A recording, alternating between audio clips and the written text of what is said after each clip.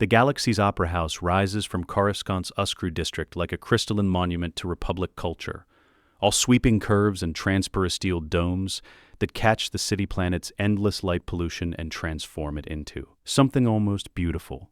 Inside, the Mon Calamari Ballet Company performs Squid Lake in the zero-gravity performance sphere, their bodies flowing through choreographed movements that would be impossible under normal gravity. In the private boxes that ring the upper levels, the elite of Coruscant society watch with varying degrees of attention.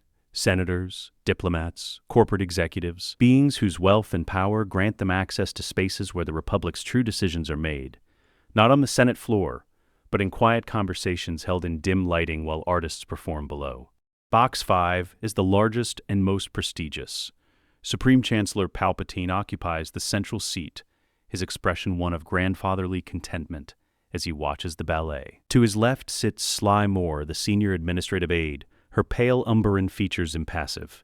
Vice Chancellor Masa Mehta stands near the back of the box, his blue Chagrian skin gleaming in the low light. Senator Sweet Concorkill occupies a seat near the refreshment table, already on his third glass of Alderanian wine. The ballet reaches a transition point. The performers cluster at the sphere's center, their bodies forming a spiral pattern. The music shifts from melodic to something darker, more ominous. Palpatine leans forward slightly, as if the performance has finally captured his full attention. But his eyes are not on the dancers. They flick toward the box entrance. A figure appears in the doorway, young, tall, moving with the controlled grace of a trained warrior despite the visible tension in his shoulders. Anakin Skywalker, Jedi Knight and hero of the Republic, steps into the private box wearing his formal Jedi robes, brown and tan, the lightsaber at his belt a reminder that even in this place of culture and refinement, he is first and foremost a weapon. Palpatine's face lights up with what appears to be genuine pleasure. "Anakin, I'm so glad you could join me." He makes a subtle gesture with one hand. "My friends, would you excuse us? I'd like to speak with General Skywalker privately about a matter of some importance." Sly Moore rises without a word, her movements silent and efficient. Maz Ameda follows, his expression suggesting he's accustomed to such dismissals. Senator Concorkill takes his wineglass with him, nodding to Anakin as he passes. Within 30 seconds, the box is empty except for Palpatine and Anakin. "Please sit." Palpatine gestures to the seat Sly Moore vacated, the one closest to his own. "I have news that the Council will want to hear, but I wanted to share it with you first." Anakin sits. His body language is careful, controlled. He's been having this internal argument for the past 3 hours, ever since Obi-Wan pulled him aside in the temple and delivered the Council's request.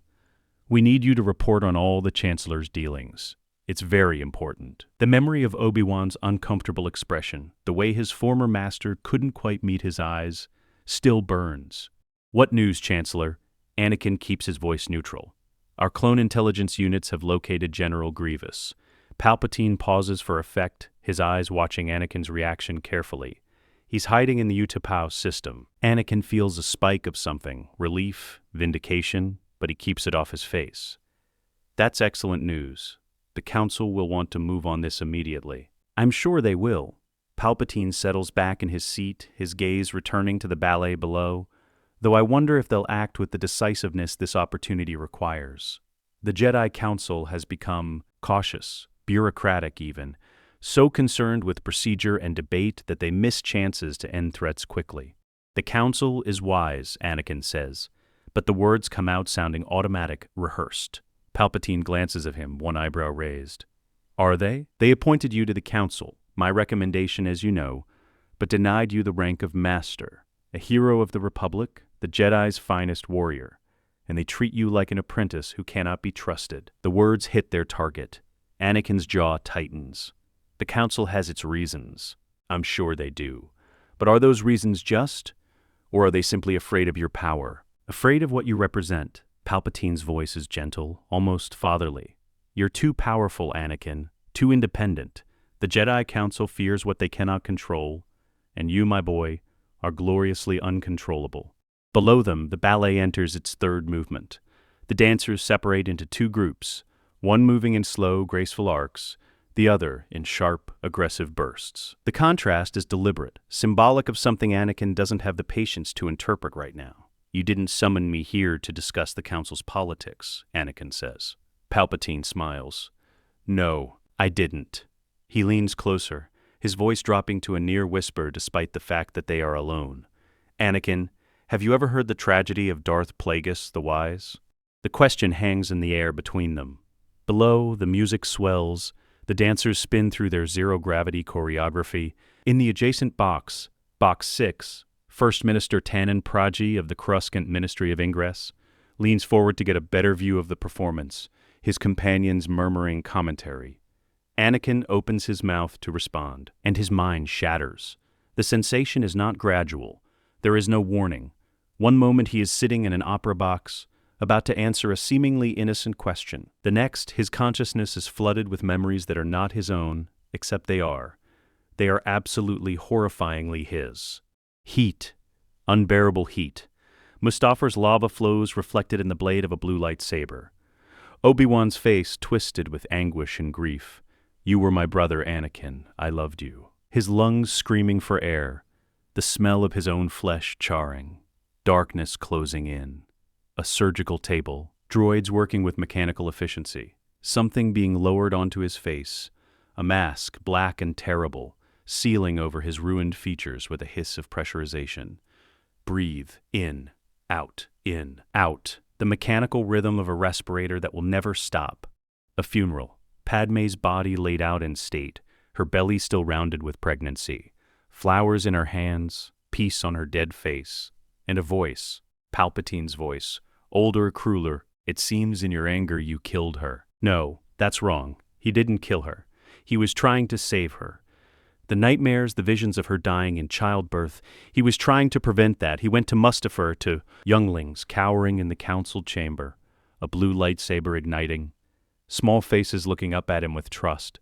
Master Skywalker, there are too many of them. What are we going to do?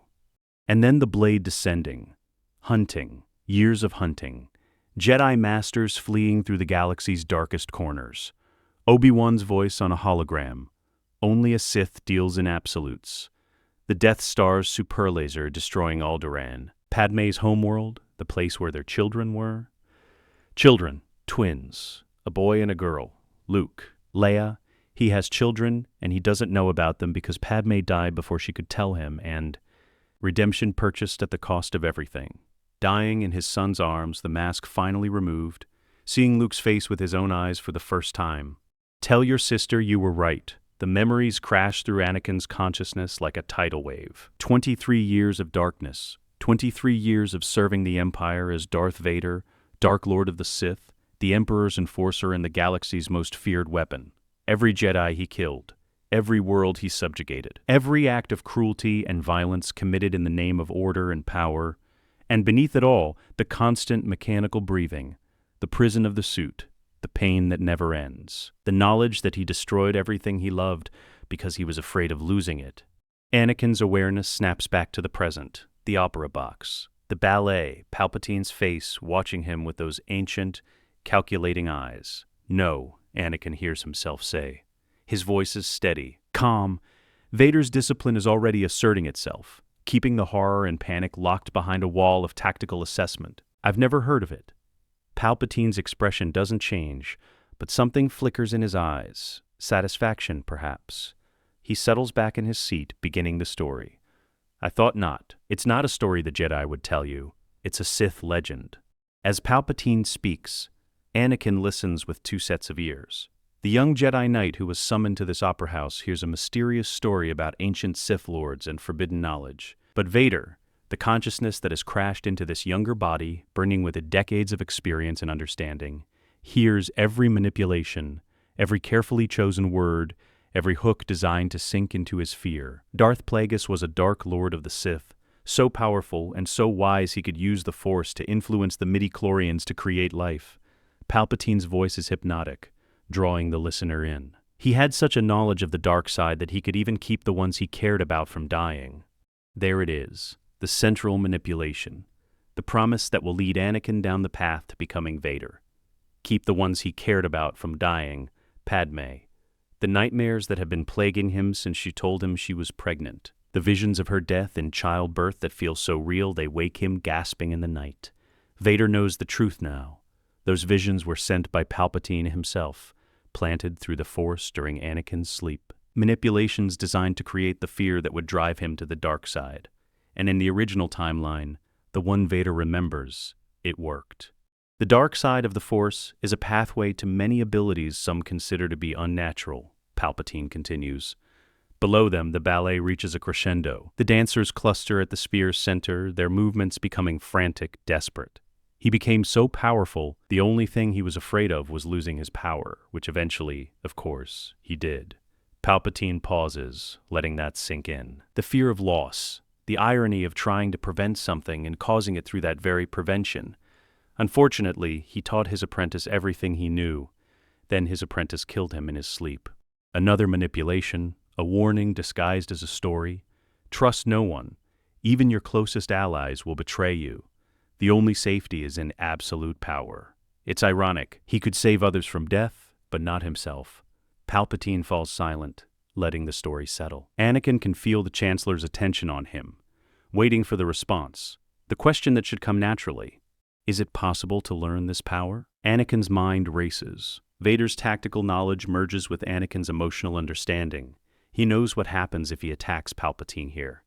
The public setting, the thousands of witnesses, the Red Guard and Coruscant Guard who would respond within seconds. He'd be branded a traitor, an assassin, and the Jedi Order would be implicated in an attempted coup. Order 66 would be justified. Palpatine would win even in death. He knows what happens if he does nothing. The seduction continues.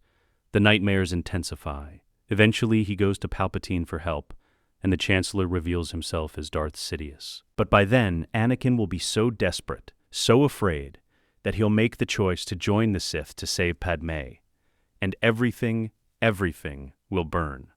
There's only one path, the narrow one, the impossible one. He needs proof the Council cannot deny. He needs to expose Palpatine privately, away from witnesses. He needs to do all of this before Order 66 is activated. Anakin keeps his expression curious, interested, but not too interested. He channels Vader's ability to suppress emotion, to present only what he wants others to see. Is it possible to learn this power? Palpatine's smile is gentle, almost sad. Not from a Jedi. The words hang in the air. The ballet below concludes its third movement. Scattered applause echoes through the opera house. In the adjacent box, First Minister Praji and his companions rise from their seats, preparing to leave during the intermission. Anakin stands. I should return to the temple, Chancellor. The Council will want to know about General Grievous's location. Palpatine rises as well, his movements slower, more measured. Of course, I understand. Though, Anakin, he places a hand on Anakin's shoulder. If you ever want to discuss what we've talked about tonight, the Jedi Council's treatment of you, the limitations they place on your potential, the knowledge they deny you access to, my door is always open. Anakin bows slightly, the formal acknowledgement of a Jedi to a civilian authority. He turns and walks toward the box exit. His stride is even, controlled, but his hands, hidden in the folds of his robes, are trembling. As he steps out of Box 5 and into the Opera House's gilded corridors, Anakin can feel Palpatine's attention on his back. The Chancellor is already analyzing the conversation, measuring Anakin's responses, calculating the next move in a game that has been playing out for over a decade. But Palpatine doesn't know, cannot know, that he's no longer playing against a conflicted Jedi Knight vulnerable to manipulation. He's playing against someone who has already lost this game once and lived with the consequences for 23 years. Anakin reaches the Opera House's main exit. The Coruscant night spreads before him. Endless towers, streaming traffic lanes, the distant glow of the Senate district. His speeder is parked in the private landing zone reserved for government officials and their guests. He climbs into the pilot's seat. His hands move automatically through the startup sequence. The speeder's repulsor lifts engage with a soft hum. He pulls out into traffic, merging with the endless flow of vehicles that circle Coruscant like blood through arteries. Only when he's several kilometers away from the Opera House, lost in the anonymity of traffic, does Anakin allow himself to feel the full weight of what just happened. He has Vader's memories, all of them. The darkness, the pain, the regret. But he also has Vader's knowledge. And more importantly, he has something Vader never had. A second chance. The speeder slices through Coruscant's night sky, heading toward the Jedi Temple. But Anakin's mind is already racing ahead, processing options, calculating risks, planning moves 3 and 4 steps in advance the way Vader learned to do during decades of tactical operations. He has hours, maybe a day, before Palpatine makes his next move, before the trap closes. This time, Anakin thinks, it will close on Sidious instead. Chapter 2, The Counter-Manipulation. The speeder's cockpit is a bubble of relative quiet amid Coruscant's endless noise. Traffic streams past in organized chaos. Luxury yachts carrying senators to diplomatic functions, cargo haulers heading for the industrial districts, speeders like Anakin's piloted by beings whose late-night travels are their own business. The city never sleeps. It pulses with artificial light and constant motion, a living thing that devours the darkness and replaces it with something that isn't quite day. Anakin's hands rest on the control yoke, guiding the speeder through the traffic lanes with the unconscious precision that the Force grants him. But his mind is elsewhere, processing the cascade of Vader's memories that continue to surface like bodies from deep water. He remembers the first time he put on the suit, the way it felt to breathe through mechanical lungs, the constant pressure on his scarred flesh, the temperature regulation systems that could never quite get it right, always too hot or too cold, never comfortable. He remembers learning to fight in that prison of armor and machinery, relearning every movement, every strike, every defensive position because his body no longer moved the way it once did. He remembers the first Jedi he killed after Order 66, a Padawan named Sarah Keto.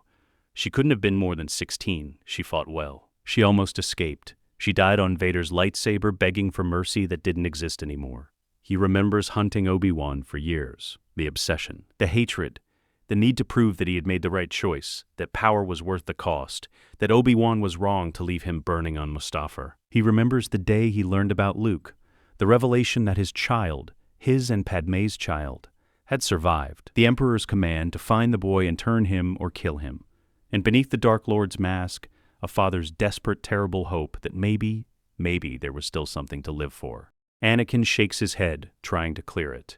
The memories are useful, but dangerous. Vader spent 2 decades drowning in rage and pain and regret. Anakin cannot afford to drown. He needs to think. Tactically, coldly, the way Vader learned to think when the Emperor sent him to subjugate rebellious systems. Option 1, go to the Jedi Temple right now. Tell the Council everything. Palpatine is Sidious. Order 66 is coming. The inhibitor chips in the clones will turn them into executioners. Outcome, they won't believe him. Not without proof. And even if some of them, Obi-Wan perhaps or Yoda, sense the truth, by the time they investigate, Palpatine will know he's been exposed. Order 66 will be activated immediately. The Jedi will scatter to fight the clone army, and Sidious will disappear into the shadows, reforming his plans, waiting for another opportunity. No, that path leads to failure. Option 2, return to the Opera House. Confront Palpatine directly. Arrest him or kill him before he can activate Order 66. Outcome, catastrophic. The public setting means witnesses. The political fallout would be immediate. Even if Anakin managed to kill Palpatine, and Vader's memories suggest that Sidious is far more dangerous in direct combat than anyone realizes, the act would brand the Jedi as traitors. The clone army would still receive Order 66, either through a dead man's switch or through one of Palpatine's contingencies. And Anakin would be hunted as an assassin. No, that path leads to exactly what Palpatine wants. Option 3, Anakin's hands tighten on the control yoke. The speeder dips lower, dropping out of the main traffic lane and into a slower level where cargo haulers dominate. He needs time, space, a chance to think without the pressure of making an immediate decision. There's a third option, a dangerous one. A path that requires him to do something Anakin Skywalker has never been good at. Patience. He needs to play the game, use Vader's knowledge of Palpatine's manipulation tactics, and turn them against the Sith Lord. Make Palpatine think the seduction is working while actually gathering the proof the Council needs. Get close enough to learn where Palpatine keeps his Sith artifacts, his communications with Dooku, his evidence of the conspiracy. And most critically, he needs to protect Padme, right now, before anything else happens. Anakin makes a decision. He pulls the speeder out of the traffic pattern and executes a sharp turn, heading not toward the Jedi Temple, but back toward the Senate District, toward Palpatine's office. The Supreme Chancellor's office is located in the Senate building's highest tower, a position that offers a panoramic view of Coruscant's governmental district. Even at this hour, Well past midnight, the building is active. Senate sessions run late, committee meetings extend into the early morning hours. The Republic's bureaucracy never stops grinding. Anakin lands his speeder in the private dock reserved for senior officials. The security droids scan his credentials: Jedi Knight, hero of the Republic, member of the Jedi Council, and wave him through without question. He takes the turbo lift up to the executive level, his mind continuing to process strategies and contingencies. Vader's memories provide tactical knowledge. Palpatine's office contains Sith artifacts. A lightsaber, certainly. Holocrons, possibly. Communications equipment he uses to contact Dooku and other separatist leaders, but the artifacts are hidden, concealed behind panels and in secret compartments that only Sidious knows how to access. To get Palpatine to reveal those locations, Anakin needs to make him comfortable, confident, convinced that his manipulation is working. The turbolift doors open onto the executive level. The corridors here are quieter, more refined than the public areas below. Mas Amedda stands outside the Chancellor's office, his expression shifting from surprise to wariness as Anakin approaches. General Skywalker, the Chancellor wasn't expecting you to return tonight. I need to speak with him. It's important. Anakin keeps his voice neutral, but allows a hint of desperation to show through. Vader's discipline makes it easy to control exactly how much emotion others see. Mas Amedda studies him for a moment, then nods. Wait here. The Vice-Chancellor disappears into the office. Anakin stands in the corridor, forcing himself to appear calm despite the adrenaline flooding his system. He is about to walk into the Sith Lord's personal space and pretend to be considering the dark side. One wrong word, one slip in his mental shields, and Palpatine will sense the deception. But Vader did this for years, suppressed every thought that might displease the Emperor, presented only loyalty and service while hiding the small, secret hope that someday, somehow, he might find a way to destroy the man who enslaved him. Anakin can do this. He has to. Mas Amedda reappears. The Chancellor will see you. Anakin enters the office. The space is exactly as Vader remembers it. Large, circular, dominated by floor-to-ceiling windows that offer a spectacular view of Coruscant's endless cityscape. Palpatine's desk sits at the room's center, a massive piece of furniture made from expensive wood imported from Naboo. Art pieces line the walls, sculptures, paintings, antiquities that most beings would assume are simply the collections of a cultured politician. Vader knows better. Several of those art pieces are actually Sith artifacts, their dark side presence carefully masked through techniques that took Palpatine decades to perfect. The Chancellor stands at the window, his back to the door, gazing out at the city. He doesn't turn immediately, letting Anakin wait. A small power play, a reminder of who holds authority in this room. Anakin. Palpatine finally turns, his expression shifting from neutral to pleasantly surprised. I didn't expect to see you again tonight. Is something wrong? I couldn't sleep, Chancellor. Anakin allows his voice to sound troubled. Uncertain, he takes a few steps into the office but doesn't approach too closely. What you said at the Opera House? About Darth Plagueis, about the power to save people from death. Palpatine's eyes sharpen with interest. Yes, the nightmares I've been having. About Padme, they're getting worse. This part isn't a lie. Anakin has been having the nightmares since Padme told him she was pregnant. Visions of her dying in childbirth, screaming his name, the life draining from her body. Palpatine planted those visions. Vader's memories confirm it, but they feel real enough to shake even Vader's iron control. Every night I see her die, and I can't. He breaks off, turning away, one hand clenching into a fist. You love her. Palpatine's voice is gentle, understanding. There's no shame in that, Anakin. Love is the most powerful force in the galaxy, more powerful than the light side or the dark side. Love is what drives us to do the impossible. Anakin turns back to face him. The Jedi teach that attachment is forbidden, that love leads to fear, and fear leads to the dark side. The Jedi teach many things. Not all of them are true. Palpatine moves away from the window, walking slowly toward his desk. Tell me, if you had the power to save Padme from death, would you use it? Of course. The answer is immediate, absolute. Then you already understand what I've been trying to teach you. Palpatine sits on the edge of his desk, his posture relaxed, almost casual. The Jedi Code is not the will of the Force, Anakin. It's a set of rules created by beings who are afraid of their own emotions. They preach detachment because they fear what might happen if they allowed themselves to feel too deeply. Anakin channels Vader's knowledge, using it to guide the conversation where he needs it to go. You said Darth Plagueis' apprentice learned his secrets. The power to prevent death, you said it was a power some consider unnatural. Some do, yes. The Jedi certainly would. Palpatine's eyes are locked on Anakin's face, reading every micro-expression, every shift in body language. But what the Jedi consider unnatural, the Sith view as simply another aspect of the Force. There is no light side or dark side, truly. There is only the Force, and those strong enough to wield it without fear. Where would such knowledge be kept, Anakin asks, allowing eagerness to color his voice. Ancient Sith texts? Holocrons? Palpatine's smile is knowing. He's pleased that Anakin is asking these questions, seeking this knowledge. It confirms what he wants to believe, that his manipulation is working, that Anakin is taking the bait. There are texts, Palpatine says carefully, collected over many years from many sources, some from the ruins of ancient Sith temples, others from private collections maintained by scholars who studied the dark side in secret. He pauses, then adds, almost casually, I possess several such texts myself, acquired during my time as senator from Naboo. I've always been fascinated by the full breadth of Force knowledge, not just the limited perspective the Jedi offer. The Jedi have never mentioned Sith temples on Coruscant, Anakin says, moving closer, his voice dropping to something conspiratorial. Are there such places? Palpatine's expression shifts, becomes something harder, more dangerous. This is the moment where he decides whether to reveal more or pull back. Anakin can see the calculation happening behind those eyes. The Jedi built their temple directly on top of a Sith shrine, Palpatine says quietly. Did you know that?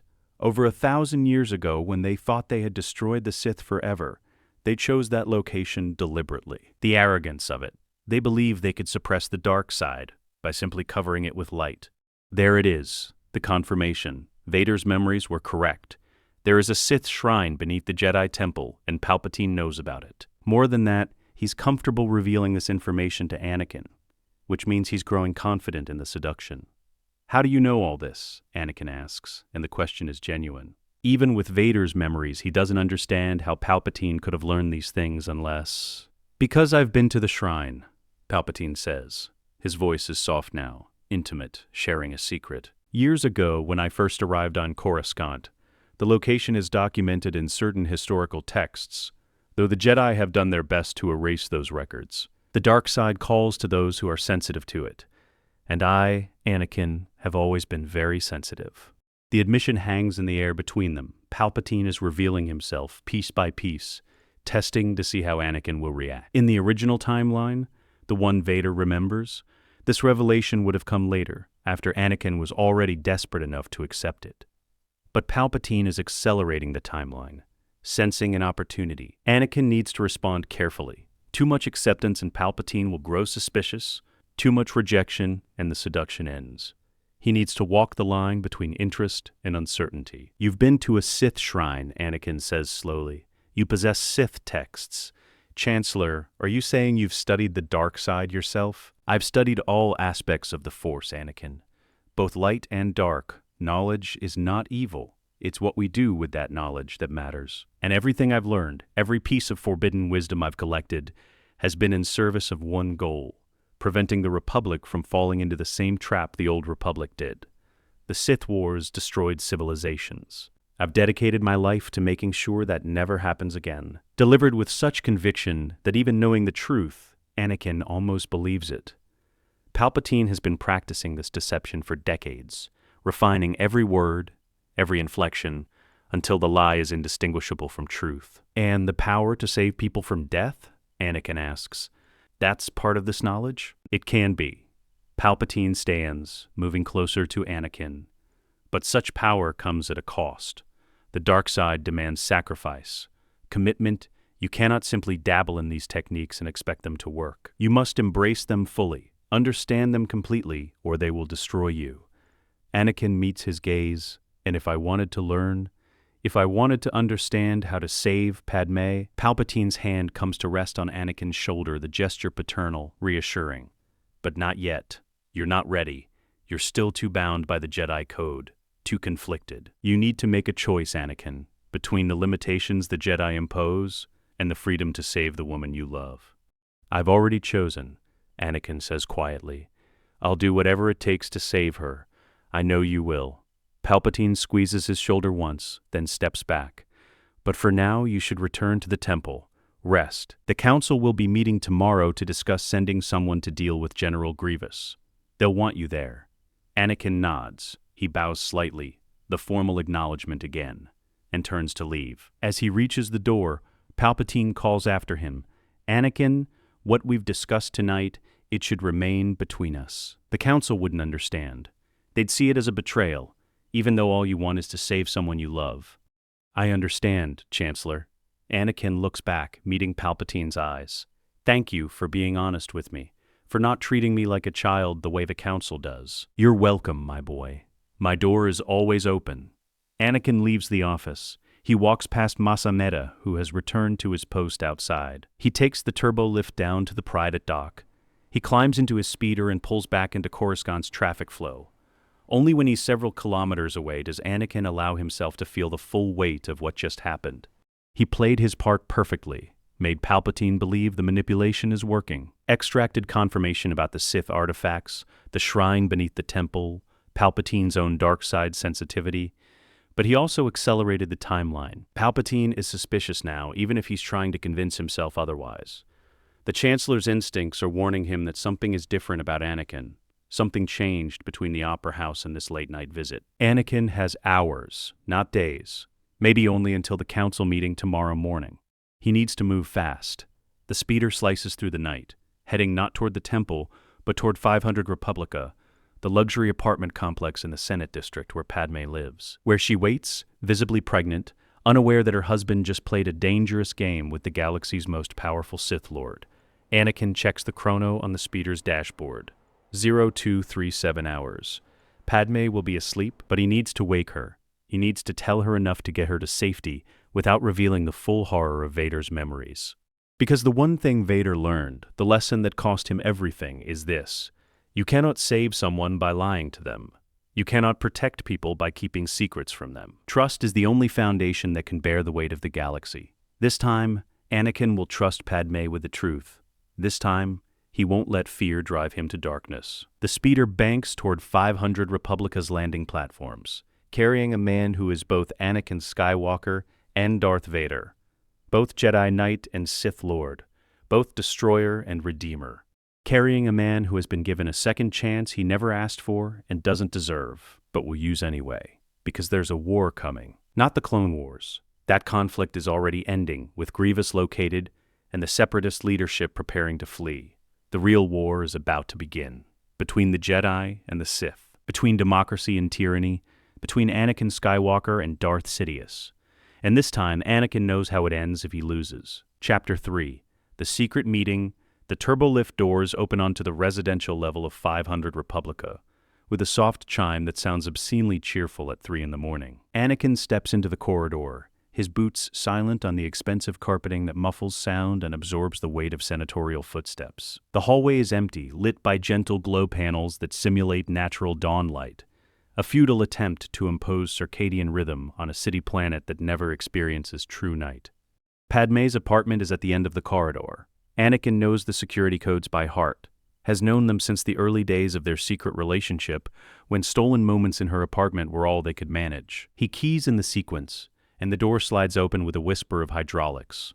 The apartment is dark, except for the ambient light filtering through the floor-to-ceiling windows that overlook Coruscant's Senate district. Anakin moves through the familiar space, the sitting room with its Naboo-style furniture, the small dining area where they've shared countless meals, the hallway that leads to the bedroom.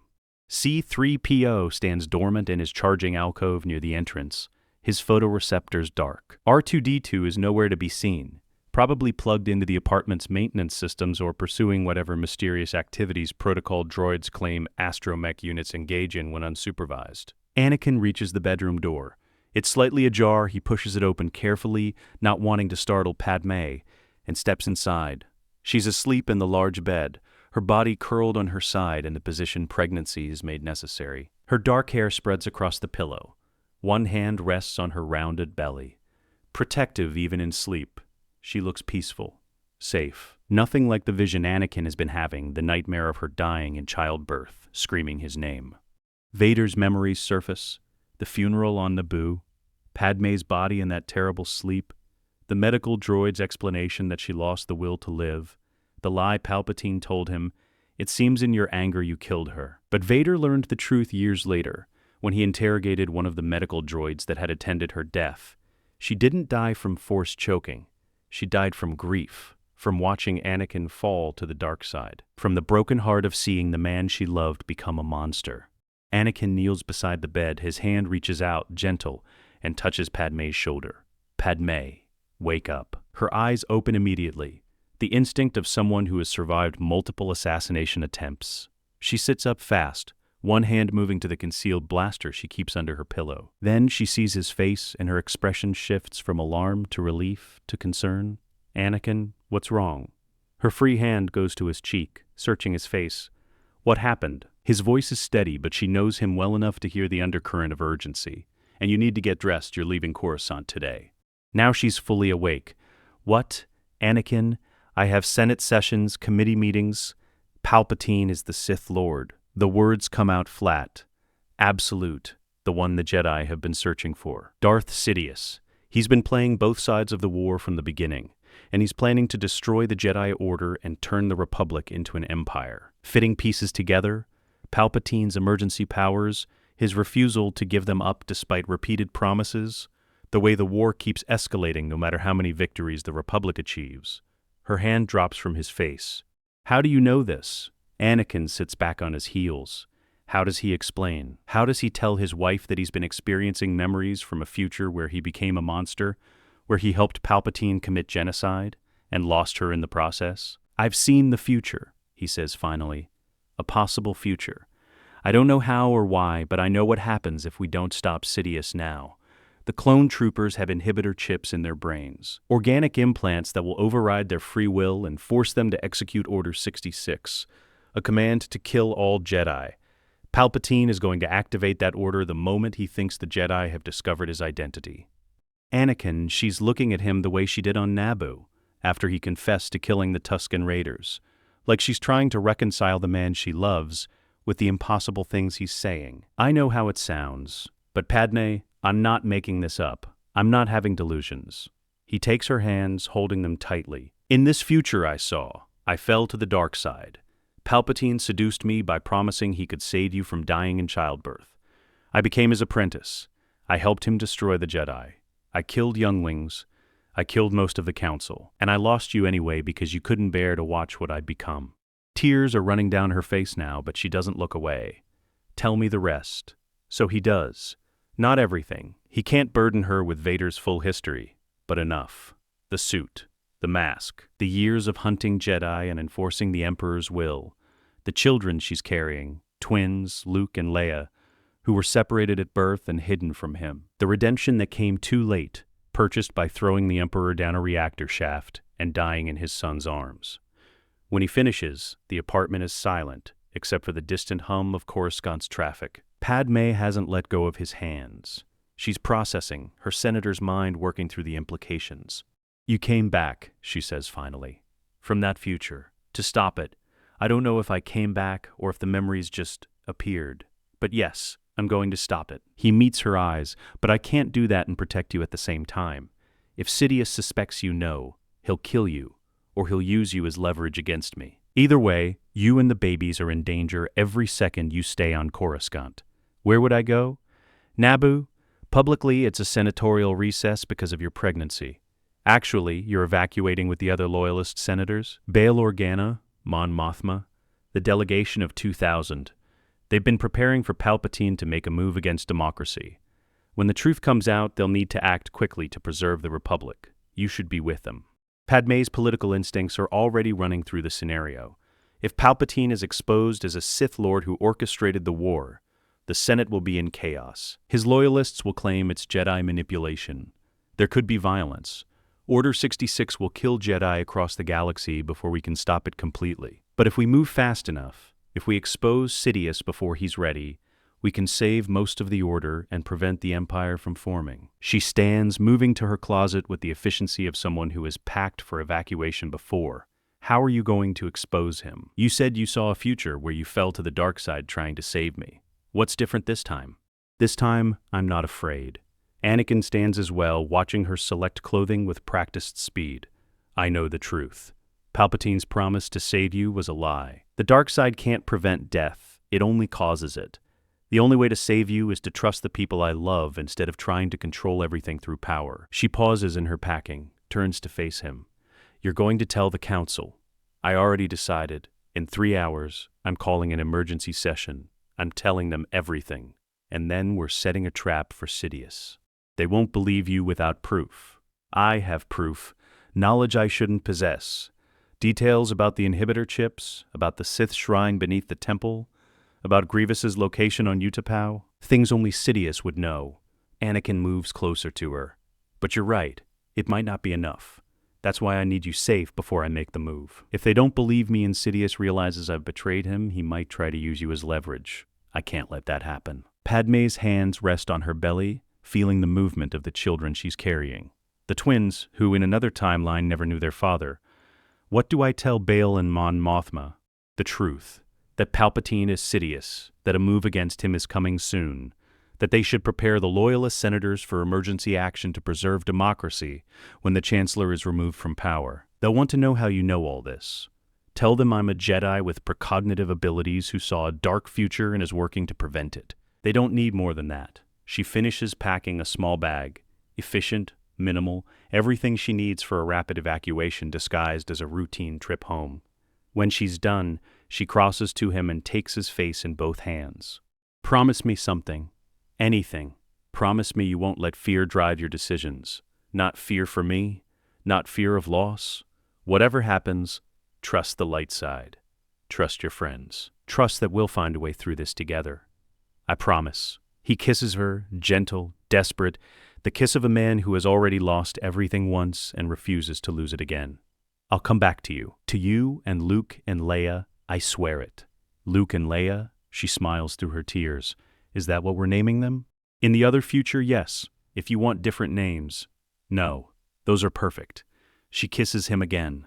Now go. The sooner you warn the council, the sooner this ends. Anakin helps her carry the bag to the apartment's private landing platform. Her personal transport is already there. The silver Naboo yacht with its elegant lines and concealed weapons. Captain Typho emerges from the ship as they approach.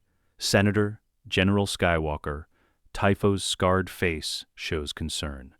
I wasn't informed of any travel plans. Emergency trip to Naboo, Captain, Padme says smoothly, slipping into her senatorial voice.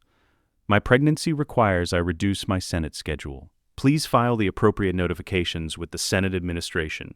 Typho doesn't question it. He's too professional, too loyal. He takes Padme's bag and moves up the boarding ramp. Padme turns back to Anakin.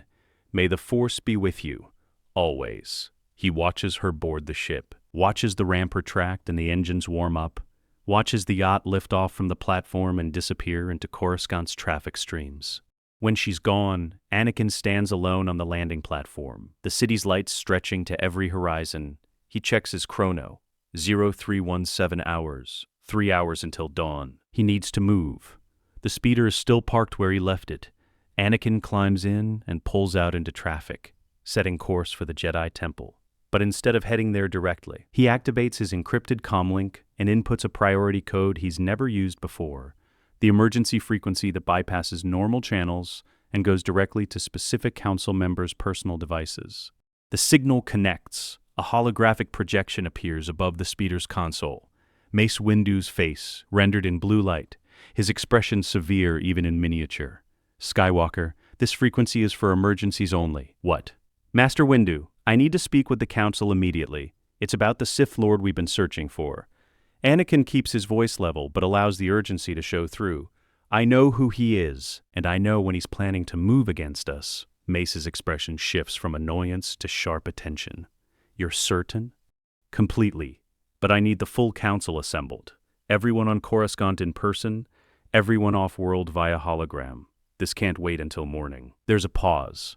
Anakin can see Mace calculating, weighing the likelihood that this is genuine versus the possibility that Anakin is having another impulsive moment. Finally, council chamber. 30 minutes. This had better be worth it, Skywalker. It is. I swear on my life it is.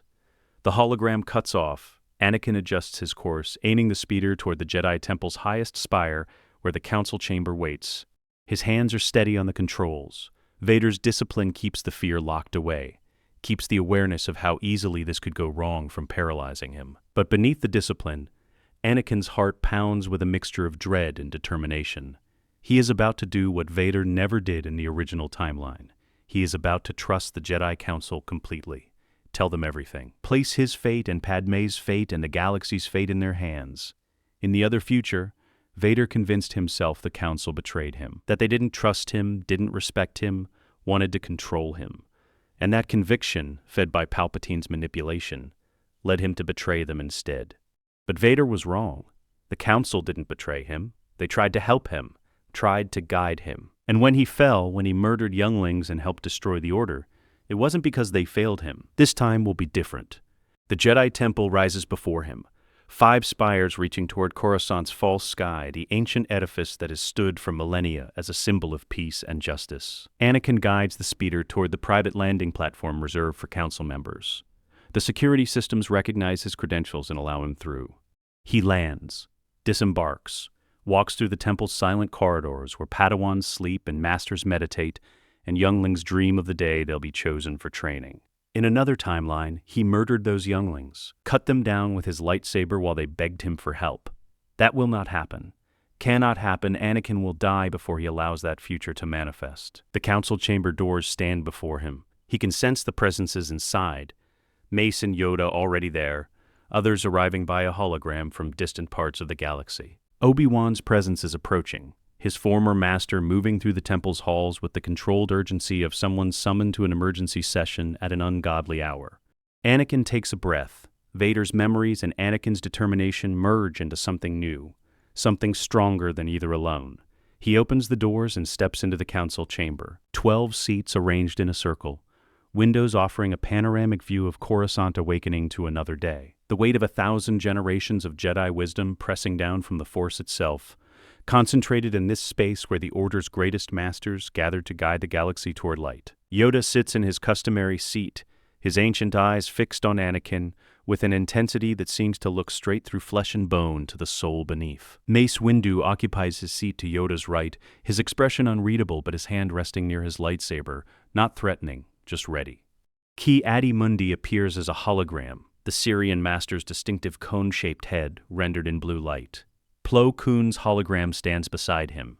Shak Ti, Luminara Unduli, Ajan Kolar, Kit Fisto, Saesee Tiin, the council members scattered across the galaxy, pulled from their missions to attend this emergency session, and Obi-Wan, arriving just behind Anakin, his robes disheveled from being awakened suddenly. His eyes find Anakin's, questioning, concerned.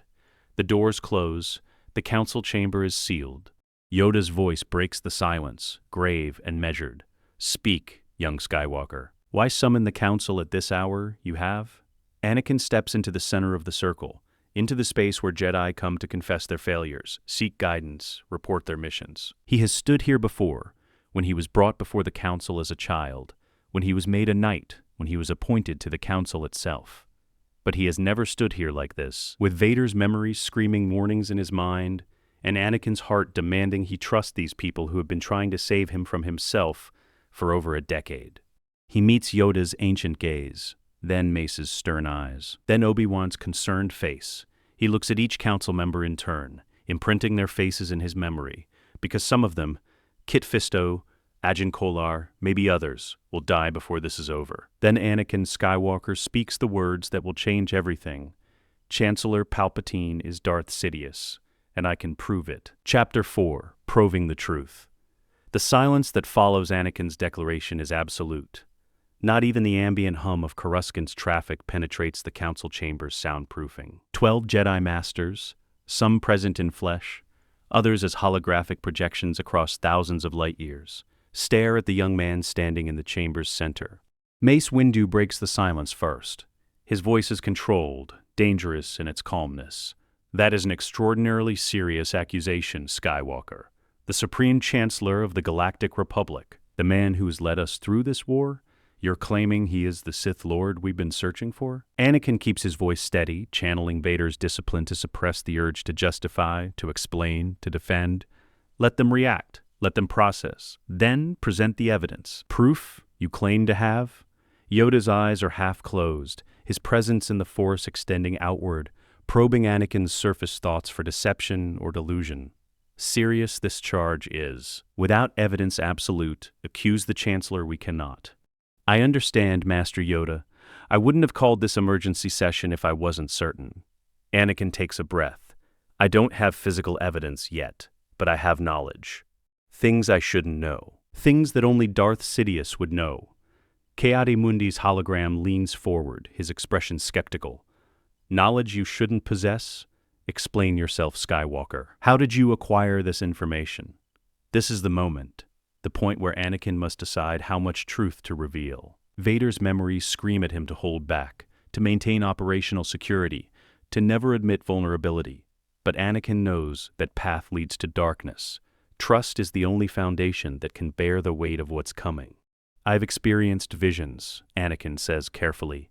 Memories from a possible future. A dark future where Palpatine succeeded in destroying the Jedi Order and transforming the Republic into an empire.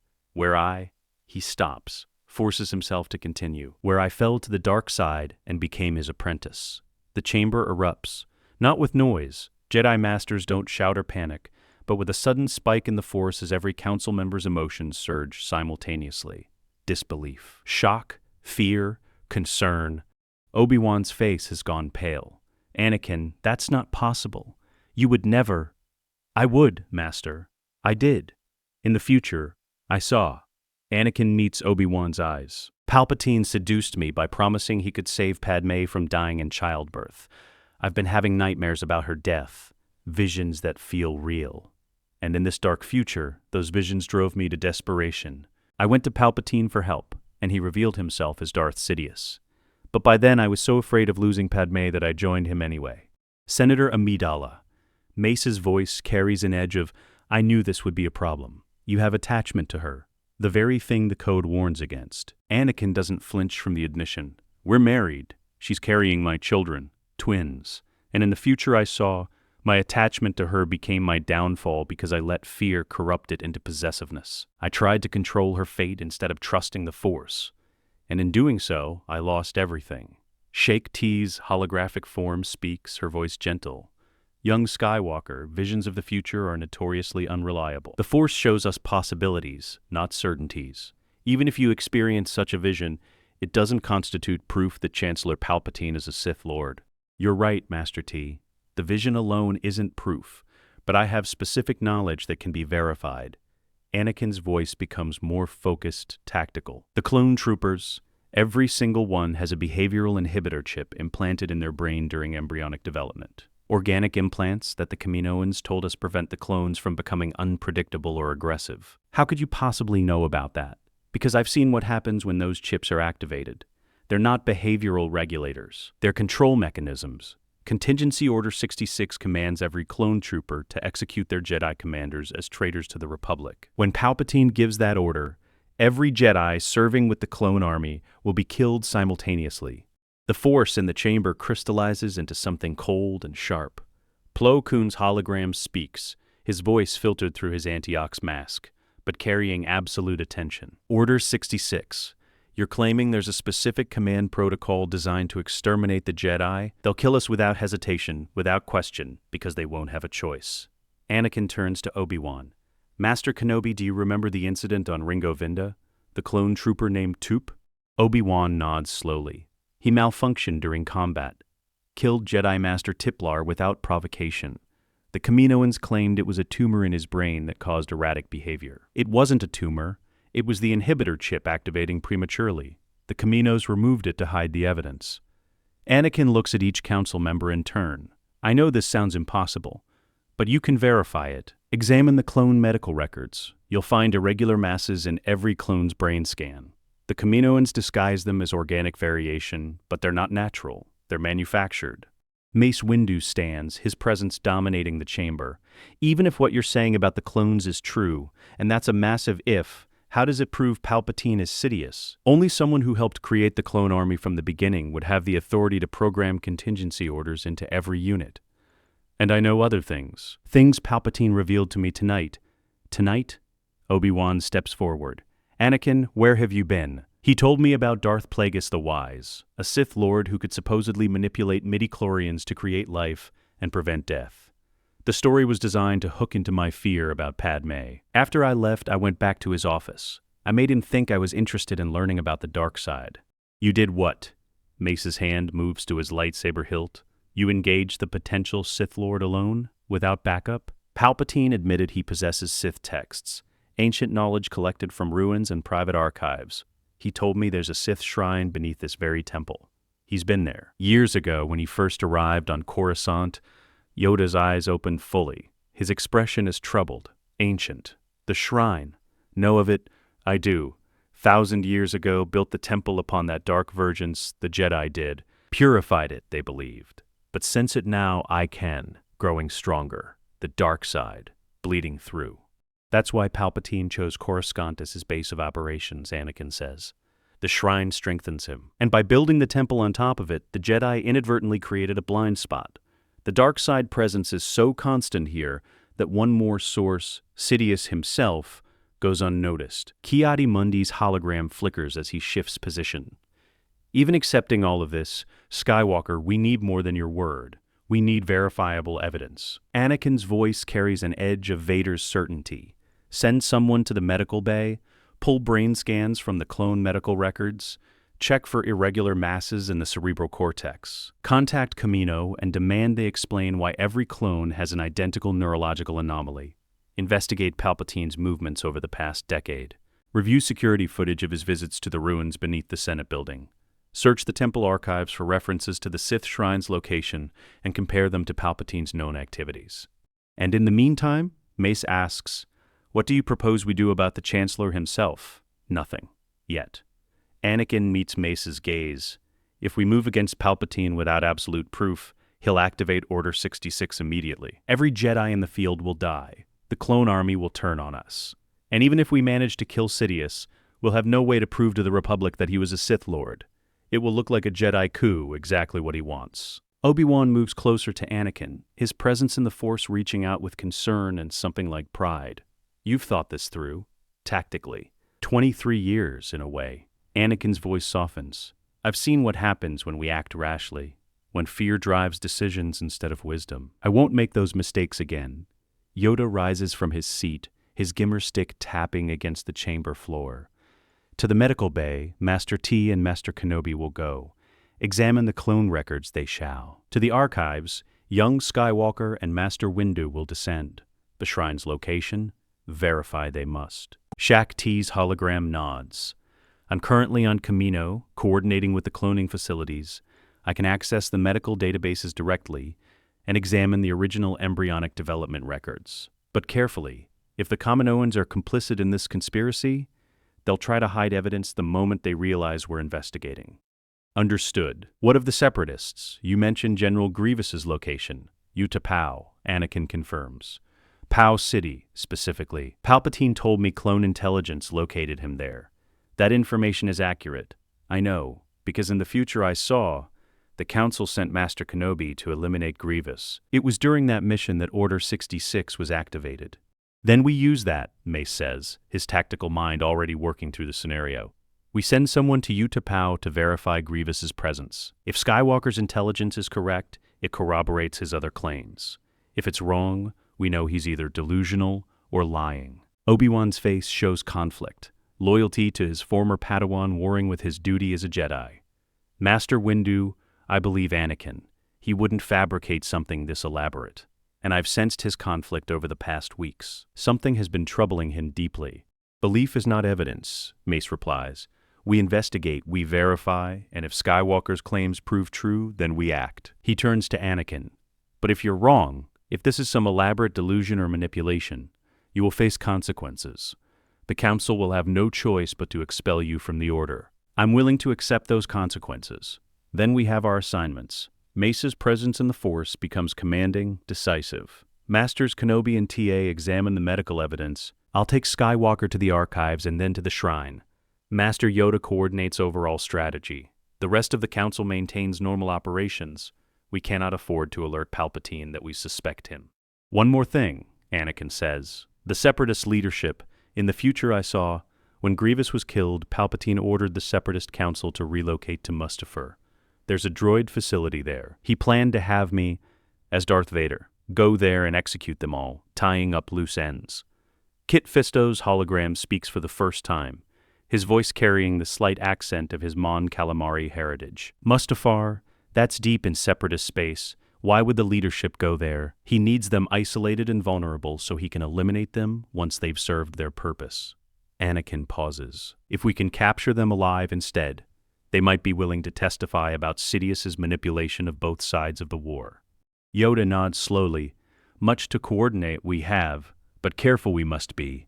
Feel I do that events accelerate, the Force itself, troubled it is. How long do we have before Sidious makes his move? Anakin meets his former master's eyes. Hours, maybe a day. Palpatine sensed something different about me tonight. He's suspicious, even if he's trying to convince himself the seduction is working. We need to move fast. Then we move now.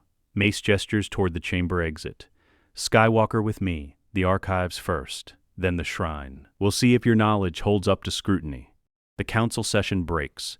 Holographic projections wink out as distant masters return their attention to their various posts. Obi-Wan clasps Anakin's shoulder briefly before heading toward the medical bay.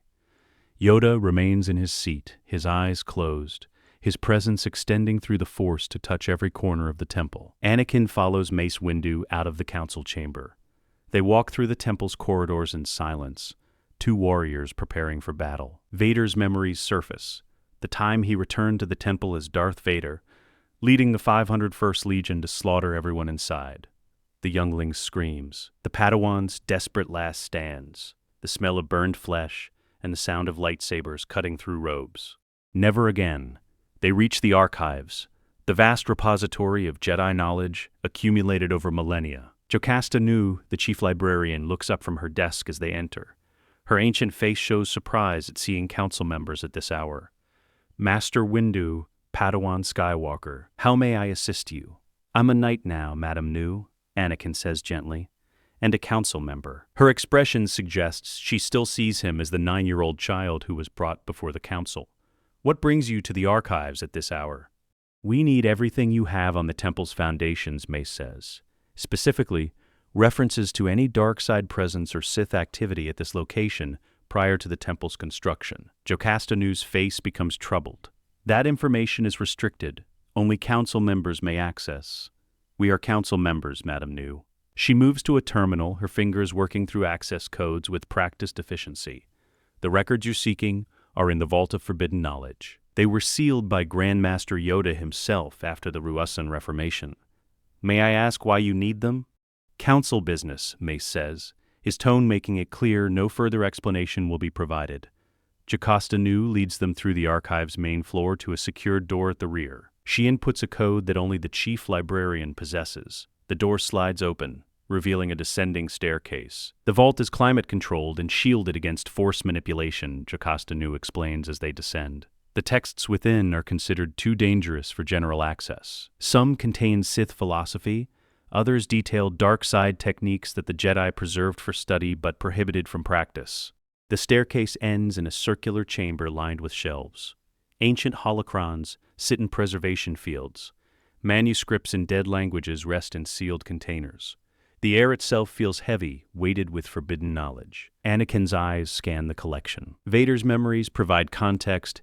He studied some of these texts after becoming a Sith Lord, learning techniques that Palpatine kept even from his own apprentice until Vader proved himself sufficiently powerful. There, a holocron containing Sith battle meditation techniques. There, a manuscript detailing the creation of synthetic kyber crystals through dark side rituals. Here, Jocasta Nu pulls a data crystal from a secured shelf. This contains the complete survey conducted by the Jedi who built the original temple, including their assessment of the dark virgins they discovered at this location. Mace takes the crystal and inserts it into a portable reader. A holographic projection appears, an architectural survey rendered in three-dimensional detail. The temple's foundations, the bedrock beneath, and deep underground, a chamber marked in red with warning symbols in ancient High Galactic. Sith Shrine, Mace reads from the survey notes.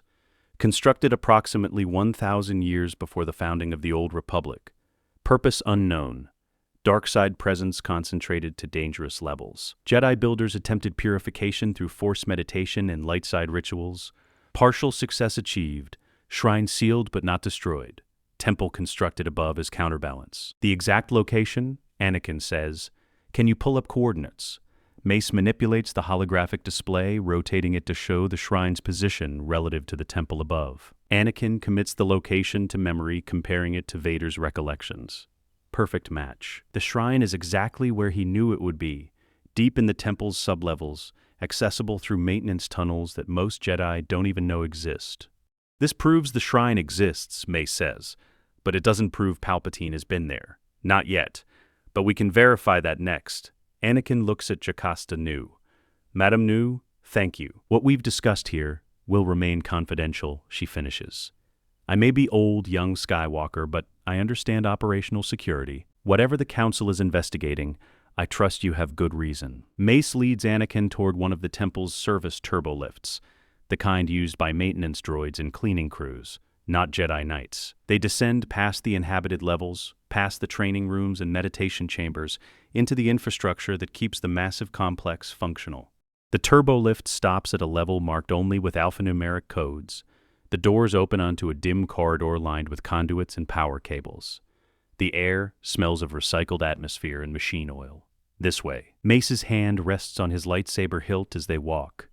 If there truly is a dark side presence down here, we'll feel it soon enough. They walk for 10 minutes, descending through access shafts and maintenance corridors that twist through the temple's guts. Anakin can feel it now, a cold pressure building in the Force, like diving deep underwater where light cannot reach. Vader's memories recognize the sensation. This is what the dark side feels like when it's concentrated, undiluted by the presence of living beings who might channel it or resist it. The corridor ends at a sealed door. Ancient symbols are carved into the durasteel, warnings in a language that predates the Galactic Republic. Mace examines the door carefully, his Shatterpoint ability allowing him to perceive structural weaknesses and points of failure. This was opened recently, Mace says. Within the past 10 years, the seals have been broken and replaced, but not perfectly. Someone with Force abilities accessed this chamber. Palpatine. Anakin's voice is certain, perhaps. Or another dark side user. The door itself isn't locked. The Jedi who sealed it relied on secrecy rather than physical security. They assumed no one would find this place unless they knew exactly where to look. Mace places his hand on the door. It slides open with a hiss of equalizing air pressure. Beyond lies a chamber carved from natural rock, roughly circular, perhaps 20 meters in diameter. The walls are covered in ancient Sith script, prayers, incantations, philosophical treatises on the nature of the dark side. And in the center of the chamber, a meditation circle, scorched into the stone floor, still carrying the residue of dark side rituals performed recently enough that the Force itself remembers. Anakin steps into the chamber. The cold intensifies, pressing against his consciousness like hands trying to push him back. Vader's memories surface. He meditated in places like this, drawing on concentrated dark side energy to fuel his power. The sensation is familiar, almost comfortable in a terrible way. Mace follows him in, his face grim. This is undeniable. Someone has been using the shrine recently. Not just someone. Someone powerful. Anakin kneels beside the meditation circle, extending his senses through the Force. He can feel the echoes, a presence that touched this place, shaped it, drew power from it. The signature is familiar in a way that makes his skin crawl. Palpatine, I recognize his Force presence.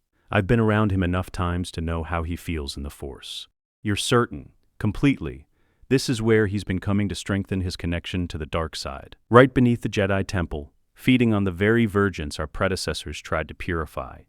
Anakin stands, looking at the Sith script covering the walls. He's been playing us for decades, right under our noses. Mace's expression is carved from stone. This is enough for me to believe you, Skywalker. But we still need more. The Council needs physical evidence that ties Palpatine directly to Sith activity. Not just a shrine he might have visited, but proof of his identity as Darth Sidious. His office. He has Sith artifacts there. A lightsaber at minimum, probably holocrons and texts as well. If we can get into his office while he's elsewhere, breaking into the Supreme Chancellor's office is an act of treason without proper authorization. Mace's voice carries warning. Even if we're right about him, if we're caught before we have proof, it destroys our credibility. Mace considers this. Your plan. The one where you make him think the seduction is working. How far are you willing to take that? Anakin meets Mace's eyes. This is the question Vader never had to answer because he never gave the Council the chance to ask it. How much is he willing to risk to stop Sidious? How close to the darkness is he willing to go? As far as necessary, Master Windu. I've already lived the future where I fall to the dark side. I know exactly what that path looks like, and I know I never want to walk it again. Palpatine can't manipulate me the way he did before, because I already know every move he'll make. I'm not afraid anymore. Fear isn't the only path to the dark side, Skywalker. Arrogance can lead there just as easily. You think you're immune to Sidious's manipulation because you've seen one possible future, but the dark side is patient. It doesn't always attack directly. I know. That's why I'm trusting the Council, why I'm here instead of trying to handle this alone. Anakin's voice softens. In the future I saw, I didn't trust you, any of you. I thought the Council was holding me back, limiting my potential. That mistrust made me vulnerable to Palpatine's promises. But I know better now. You were trying to help me. I just couldn't see it. Mace studies him for a long moment. You've changed. Since this morning, something fundamental has shifted in you. It's not just knowledge, it's wisdom. The kind that usually takes decades to acquire. I've had decades, just not in the way most Jedi experience them. Then use that wisdom now. We return to the Council chamber. We wait for Masters Kenobi and T to report on the medical evidence, and we plan our next move carefully. No rash actions, no heroic solo attempts to confront Sidious. Agreed? Agreed. They leave the shrine, sealing the door behind them. As they ascend through the temple's levels, Anakin's mind races through scenarios and contingencies. Vader's tactical knowledge merges with Anakin's emotional intelligence, creating strategies that neither could have conceived alone. Palpatine is expecting him to return, to seek more knowledge about saving Padme. The Chancellor will have prepared his next move in the seduction, probably offering to take Anakin to his private chambers to see the Sith texts, or arranging a meeting where he can demonstrate dark side powers under the guise of teaching. But Anakin won't go alone. This time, when he walks into Palpatine's trap, the entire Jedi Council will be ready to spring a trap of their own. They reach the Council chamber just as Obi-Wan and Shaak Ti arrive from opposite directions. Obi-Wan's face is pale. Shaak Ti's holographic projection flickers with the intensity of her agitation. The chips, Obi-Wan says without preamble. They're real. Every clone medical record shows an identical mass in the cerebral cortex. The Kaminoans classify them as behavioral modification biochips in their internal documentation. Shaak Ti's hologram speaks, her voice tight with controlled fury. I accessed the original development files on Kamino. The chips were not part of Jango Fett's genetic template. They were added during embryonic development based on specifications provided by someone outside the Kaminoan cloning program. Who? Mace demands.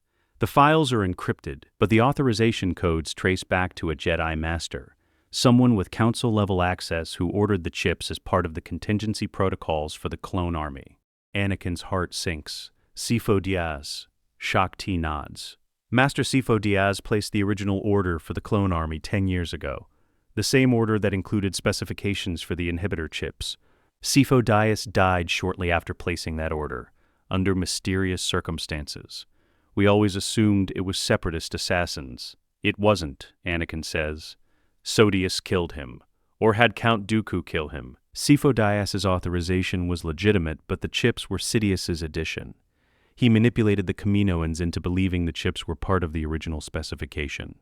Yoda enters the chamber, moving with the slow deliberation of someone bearing terrible knowledge.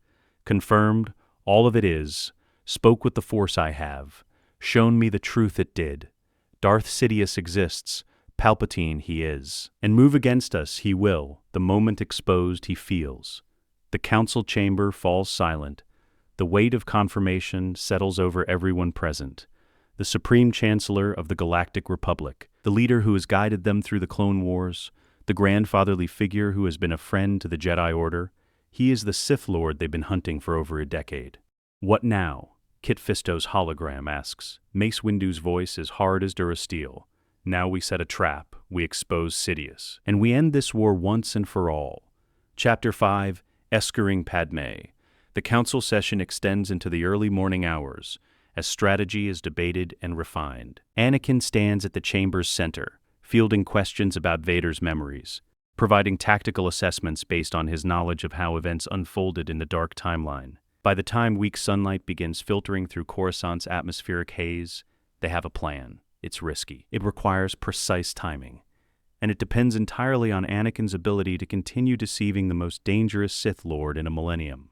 Phase 1, Mace Windu summarizes, standing before the tactical holodisplay that dominates the chamber's center. Master Kenobi departs for Utapau to engage General Grievous. This must appear routine. Palpatine expects the Council to act on his intelligence about Grievous's location. Kenobi's mission proceeds normally. His face shows the strain of the past hours, learning that his former Padawan has been married in secret, that the Chancellor is a Sith Lord, that the clone army he's been commanding for 3 years is programmed to kill him on command. When do I leave? Within the hour, the Council will hold a formal session to discuss your deployment. Palpatine will be informed as protocol requires. Mace gestures, and a holodisplay shifts to show Coruscant. Phase 2. Skywalker returns to Palpatine and continues the deception. Make him believe the seduction is progressing. Extract any additional evidence you can. Locations of Sith artifacts, communications with Separatist leaders, anything that ties him directly to Darth Sidious. Anakin's voice is steady, but his mind is already racing through the psychological warfare he'll need to wage. How long do I maintain the deception? Until Kenobi confirms Grievous's death. That will be Palpatine's trigger moment. In your vision, he revealed himself as Sidious shortly after Grievous fell, correct? Then, after Grievous died, I went to him desperate for help saving Padme. That's when he revealed his identity and offered to teach me the dark side. But ready we shall be. When reveal himself he does, signal us you must. Strike team prepared we will have. Who? Anakin asks. Masters Windu, Fisto, Kolar, and Teen, Mace says.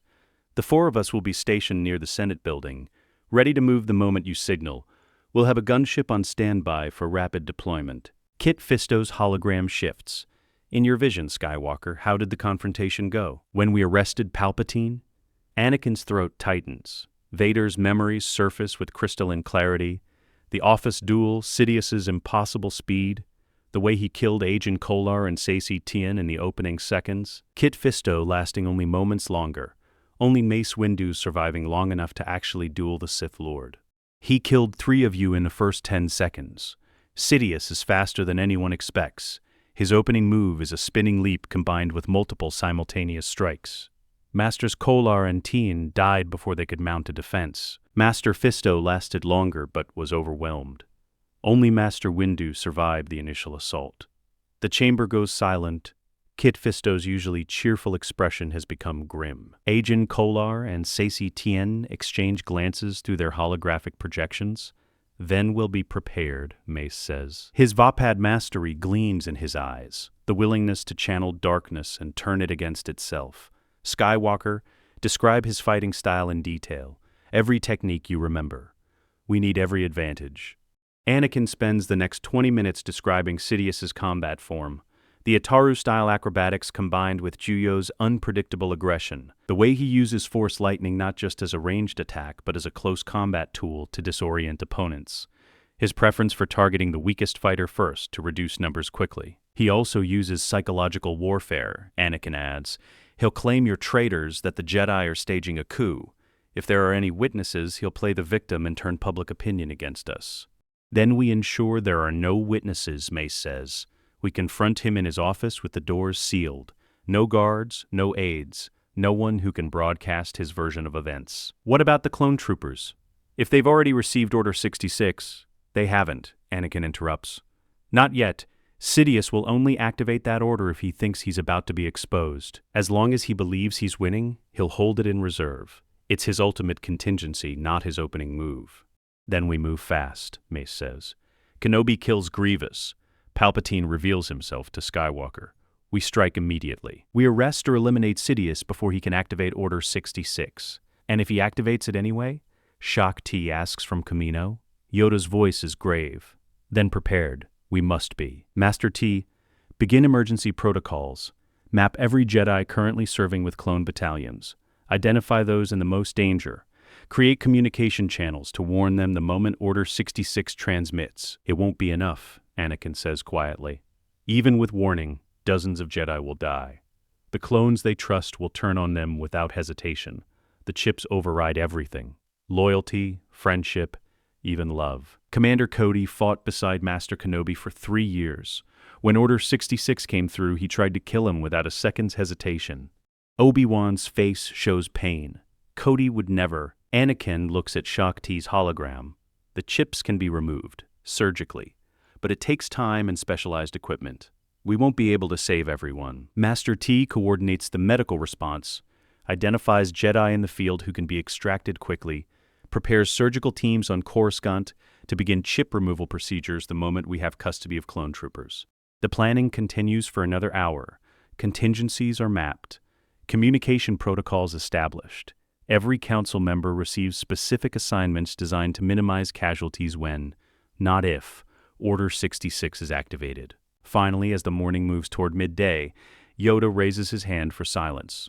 One matter remains, Skywalker. Senator Amidala. Know about her, Sidious does? He knows I care about her. He's been using that attachment as leverage for years. But he doesn't know we're married or that she's pregnant. At least, I don't think he does. Dangerous she is in, Yoda says. Target she becomes. The moment move against Sidious we do. Protected she must be. I've already handled it. Anakin straightens. I sent her to Naboo this morning. Officially, it's a senatorial recess due to her pregnancy. Actually, she's evacuating with the delegation of 2,000. Senators Organa, Mothma, and the other loyalists who've been preparing for Palpatine to make a move against democracy. You sent her away before coming to the Council, before you knew we'd believe you. Yes, because if the Council didn't believe me, and I had to confront Sidious alone, I needed her safe. I wasn't going to make the same mistake twice. What mistake? Obi-Wan asks gently. In the future I kept Padme close. I thought I could protect her through power, through control. Instead, I brought her to Mustafar, where she witnessed what I'd become. The shock and grief, watching me murder Jedi, seeing me fall to the dark side. That's what killed her. Not the force choking Sidious told me about, her broken heart. The chamber is quiet. Even the holographic projections seem to dim, as if the distant Jedi are struggling with the weight of Anakin's confession. You loved her enough to let her go, Obi-Wan says finally. To trust that distance would keep her safer than proximity. That's wisdom, Anakin. Anakin's voice carries the weight of Vader's regrets. I should have trusted the people I love instead of trying to control everything through fear. Paid terrible price for that knowledge you did, even if only in vision. Use it now, you must. Trust in the Force. Trust in this council. Trust that together, stronger we are than Sidious alone. I do trust you, Master Yoda. All of you. That's why I'm here. Mace Windu approaches Anakin, his expression still stern but with something like respect beneath it. I misjudged you, Skywalker. I thought your appointment to the Council was political maneuvering by Palpatine. I pushed back against granting you the rank of Master because I didn't believe you'd earned it through wisdom, only through combat prowess. You were right to be cautious, Master Windu. In the future I saw, my pride about being denied the rank of Master made me vulnerable to Sidious's manipulation. He used my resentment against the Council as another wedge to drive between me and the Order. But you overcame that resentment, you came to us anyway. Mace extends his hand. When this is over, if we all survive, the Council will formally grant you the rank of Master, not because of politics or combat achievement, because you've demonstrated true wisdom. Anakin clasps Mace's hand. The gesture is formal, but the respect behind it is genuine. Thank you, Master, but right now, I don't care about rank. I just want to stop Sidious and save as many people as possible. Then go. Mace releases his hand. Rest for a few hours. Meditate if you can. At midday, the Council will hold its formal session to discuss Obi-Wan's deployment to Utapau. Palpatine will be informed, and after that session you'll return to him and continue the deception. May the Force be with you, Anakin, Obi-Wan says, with all of us. Always, Master. Jedi disperse to their assignments, Obi-Wan to prepare for Utapau, Shaak Ti to coordinate medical protocols on Kamino, the strike team to review combat strategies for engaging a Sith Lord. Anakin walks through the temple's corridors, heading for the quarters he maintains despite spending most nights at Padme's apartment. The room is small, Spartanly furnished, a meditation mat, a sleep platform, a small shrine where he keeps mementos from his past, a hologram of his mother, a piece of the pod racer he built as a child, the Japper snippet he carved for Padme when he was 9 years old. He sits on the meditation mat and tries to center himself. Vader's discipline makes it easier than it should be. The Dark Lord learned to meditate in pain, to find stillness even while his body screamed from the suit's constant pressure. But Anakin's emotional turmoil keeps breaking through. He's about to deceive a Sith Lord, walk into Palpatine's office, and pretend to be seduced by the dark side. One slip, one moment where his mental shields fail or his emotional control breaks, and Sidious will sense the deception. Order 66 will activate. Dozens of Jedi will die, and Anakin will have to fight his way out of the Senate building alone. But the alternative is worse. Doing nothing means Sidious wins. The Jedi Order falls. The Republic becomes an empire. Luke and Leia grow up separated, hidden, never knowing their father except as a monster. Anakin won't let that happen. He reaches for the Japper snippet, the small wooden carving he made for Padme so long ago. She wore it for years, kept it even after he became a Jedi Knight, even after their relationship should have ended with childhood friendship. It's back in his possession now, a reminder of simpler times when his feelings were uncomplicated and his future seemed bright. His comlink chimes. Anakin activates it, and Padme's holographic form appears, miniaturized, rendered in blue light, but unmistakably her. Annie. I'm on Naboo. Safe. Captain Typho is coordinating with Senator Organa's security team. We're preparing for whatever comes next. Good. Stay there. No matter what you hear about Coruscant, no matter what the news reports say, stay on Naboo until I contact you. I will. But Anakin, her holographic face shows concern. Be careful. I know you think you can outmaneuver Palpatine because you have Vader's memories, but he's survived as a Sith Lord for decades. He's cunning. Don't underestimate him. I won't. I'm not going to confront him alone. The Council is with me. Master Windu, Master Yoda, all of them.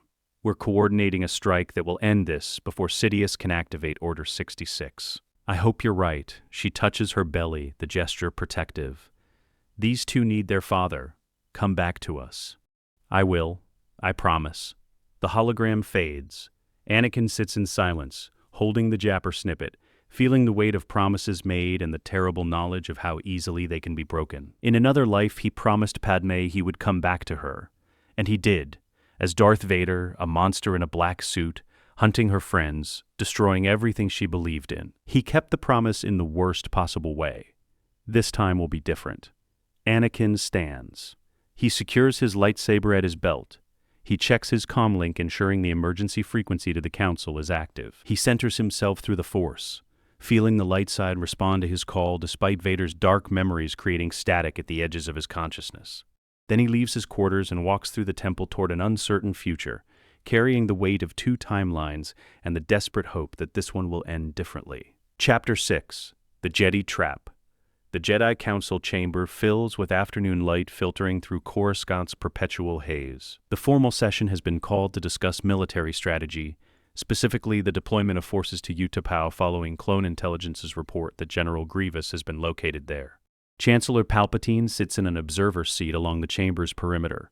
His presence is routine for major strategic decisions. He's been attending these sessions for years, offering civilian oversight and political guidance. His expression is attentive, grandfatherly, showing appropriate concern for the Jedi who will be risking their lives. Anakin stands among the council members, his posture controlled, his face neutral. But inside, Vader's memories are screaming warnings. This is the moment, the pivot point. In the original timeline, this meeting led directly to Obi-Wan's deployment to Utapau, which led to Grievous's death, which triggered Palpatine's final move. Mace Windu speaks, his voice carrying formal authority. The Council has reviewed the intelligence regarding General Grievous's location. If accurate, this represents our best opportunity to end the Separatist leadership's military capabilities. The intelligence is solid, Palpatine says smoothly. Clone Intelligence has confirmed Grievous's presence in Pau City on Utapau. He's consolidating Separatist forces there, likely preparing for a major offensive. I propose we send our best warriors, a team of Jedi Masters to ensure success. One Master will suffice. Yoda's voice cuts through the discussion. Send Master Kenobi, we should. Experience with Grievous he has. Trust Commander Cody, and the 212th he does. Obi-Wan nods from his position near the window. I'm ready to depart immediately if the Council wishes. Palpatine's eyes track to Anakin, studying him with the intensity of someone reading a datapad. What of Anakin? Surely our youngest council member should accompany Master Kenobi. Together, they're unbeatable. Palpatine wants Anakin off-world, away from Coruscant, unable to interfere when the final moves are made. In the original timeline, Anakin stayed behind, ostensibly to spy on the Chancellor, actually to be available when Palpatine revealed himself. Skywalker stays, Mace says firmly. The Council requires his presence here for other matters. Palpatine's expression doesn't change, but something flickers in his eyes. Suspicion? Calculation. Of course, the Council's wisdom in these matters is unquestionable. The formal discussion continues for another 20 minutes. Deployment schedules, clone battalion assignments, strategic objectives, all routine, all according to protocol, but beneath the surface a different conversation is happening. A chess match conducted through subtext and force sensitivity. When the session concludes, Palpatine rises and approaches Anakin as the other council members disperse. Obi-Wan watches from across the chamber, his concern visible despite his Jedi training. "Walk with me, Anakin," Palpatine says quietly. "There's something I'd like to discuss, privately." The invitation Anakin was waiting for. He glances at Obi-Wan, who gives the slightest nod. Permission, acknowledgement, trust. Then Anakin follows Palpatine out of the council chamber. They walk through the temple's corridors in silence. Palpatine's pace is measured, unhurried, the stride of someone completely confident in their control of the situation. Other Jedi pass them, masters and Padawans going about their duties, and bow respectfully to both the Chancellor and the young council member. No one realizes they're watching a Sith Lord and the Chosen One walk side by side toward a confrontation that will determine the galaxy's fate. "You seem troubled," Palpatine says when they reach a quiet section of corridor overlooking the temple's meditation gardens. "Our conversation last night, I hope I didn't disturb you with talk of Darth Plagueis and forbidden knowledge. Actually, I've been thinking about what you said." Anakin keeps his voice carefully controlled, letting just enough uncertainty show through. About the Jedi's limitations, about knowledge they keep from us. Palpatine's expression brightens with carefully measured enthusiasm. "You beginning to see it then, the Council's fear of true power, their insistence on half-truths and restrictions. I've been having more nightmares about Padme. Every night I see her die in childbirth. I try to save her, but I can't. I'm not strong enough." Anakin lets his voice crack slightly. "The Jedi Code says I should let go of attachment, accept death as part of the Force. But I can't. I can't just let her die when there might be a way to save her." "Of course you can't. Love isn't a weakness, Anakin. It's the most powerful force in existence. And those who would deny you the means to protect what you love, they're the ones who are weak." Palpatine places a hand on Anakin's shoulder. "I told you Darth Plagueis discovered the power to prevent death. That power still exists, and I can teach it to you." Anakin can feel it approaching like a wave building in the Force. He needs to push just a little further, make Palpatine commit to the revelation. "You said that power required understanding the dark side, that the Jedi would never teach it." Anakin meets Palpatine's eyes. "Chancellor, how do you know so much about Sith philosophy? About powers the Jedi consider forbidden?" Palpatine's smile is gentle, sad even. "Because, my boy, I am more than I appear to be, just as you are more than the Council allows you to be." "What do you mean?" "Walk with me. Not here. Too many ears. Come to my office. I have something to show you, something that will change everything you think you know about the Force." They leave the temple. Palpatine's personal transport waits on a private landing platform, a luxurious speeder with tinted windows and security features that prevent surveillance. They climb in and Palpatine pilots manually, his hands steady on the controls as they merge into Coruscant's traffic patterns. Anakin's comlink sits silent in his robes, set to transmit a single code word that will summon Mace Windu's strike team, but not yet. He needs Palpatine in his office, isolated, with no guards or witnesses who can complicate the arrest. The speeder lands at the Senate building's executive dock.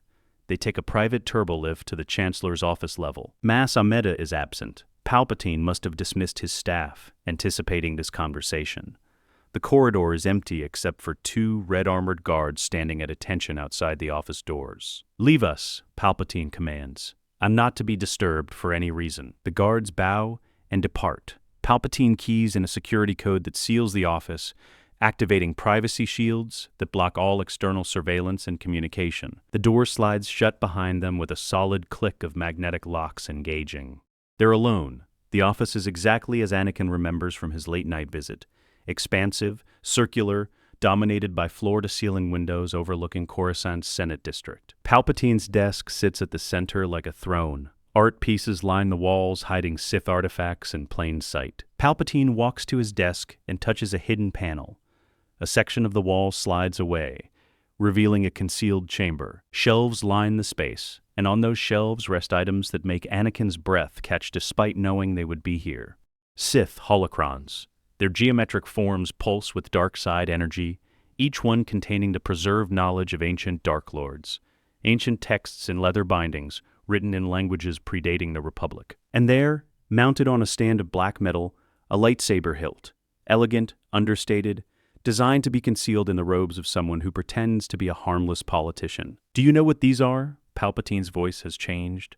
The grandfatherly warmth is gone, replaced by something colder, older, infinitely more dangerous. Sith artifacts. Anakin's hand moves unconsciously toward his own lightsaber. Yes, knowledge the Jedi would destroy rather than understand. Power they fear to even acknowledge exists. Palpatine picks up one of the holocrons, turning it in his hands. I've spent decades collecting these, learning from them, mastering abilities that no Jedi has comprehended in a millennium. Why are you showing me this? Anakin asks, even though he knows the answer. Because you're ready. Because you deserve the truth. Palpatine sets down the holocron and faces Anakin fully. The political mask is completely gone now. What remains is something ancient and terrible. The Jedi have lied to you, Anakin, about the Force, about power, about your own potential. They sense what you could become, and it terrifies them. What could I become? The greatest Force user in galactic history. The chosen one, though not in the way the Jedi interpret that prophecy. They think you're meant to destroy the Sith and bring balance by eliminating the dark side. But true balance isn't the absence of darkness. It's the union of light and dark, the understanding that the Force is whole, and only those who master both aspects can achieve true power. Anakin's mind races. This is almost identical to the seduction in Vader's memories, but accelerated. Palpatine is revealing himself faster than before, driven by some instinct that time is running out. You're saying the Jedi are wrong about the Force itself? I'm saying they're afraid of it. They preach attachment is forbidden, because they fear the power that love can generate. They limit Padawans to studying only the light side because they fear what might happen if Jedi explored the full breadth of the Force. They created a philosophy of restriction and denial, and they call it wisdom. And you offer something different? I offer freedom, power, the ability to save the woman you love from certain death. Palpatine's eyes are fully Sith yellow now, the transformation complete. I am Darth Sidious, Dark Lord of the Sith. I have been guiding the Republic for decades, waiting for the right moment to reshape it into something greater. An empire built on order and strength, not the corrupt democracy that allows suffering to flourish unchecked. There it is, the full revelation. Anakin can feel the dark side radiating from Palpatine like heat from a furnace. This is the moment where, in another timeline, Anakin made the choice that destroyed him. You're the Sith Lord the Council has been searching for. Anakin's voice is quiet. You orchestrated the Clone Wars, both sides. The Republic was corrupt beyond saving through democratic means. The Jedi were too complacent to act.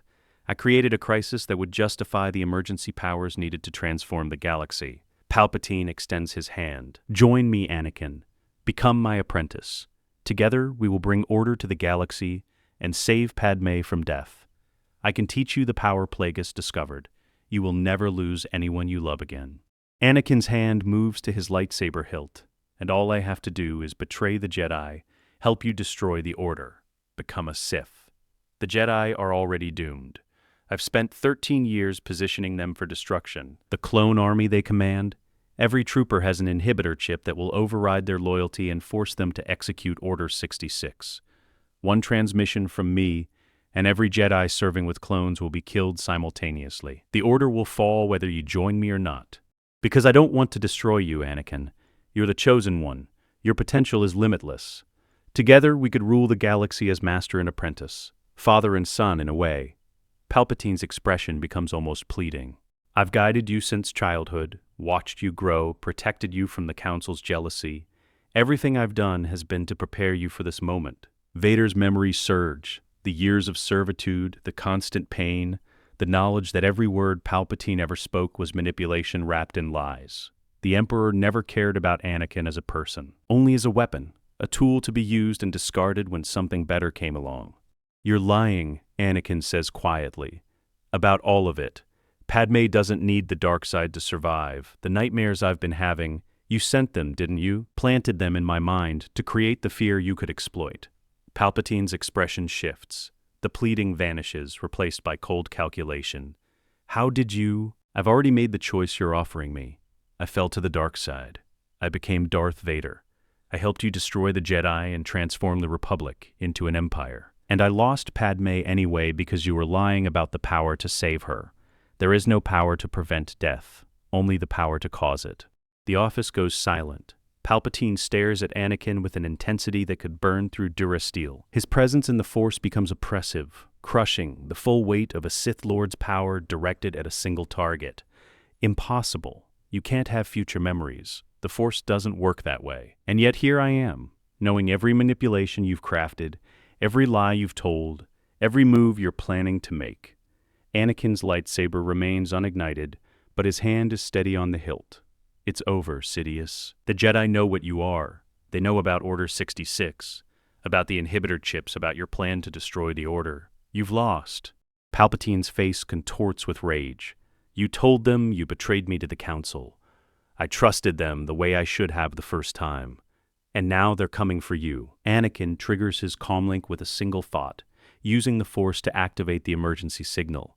The code word transmits on the encrypted channel, "Now." Palpatine's hand shoots forward, Force lightning erupting from his fingertips.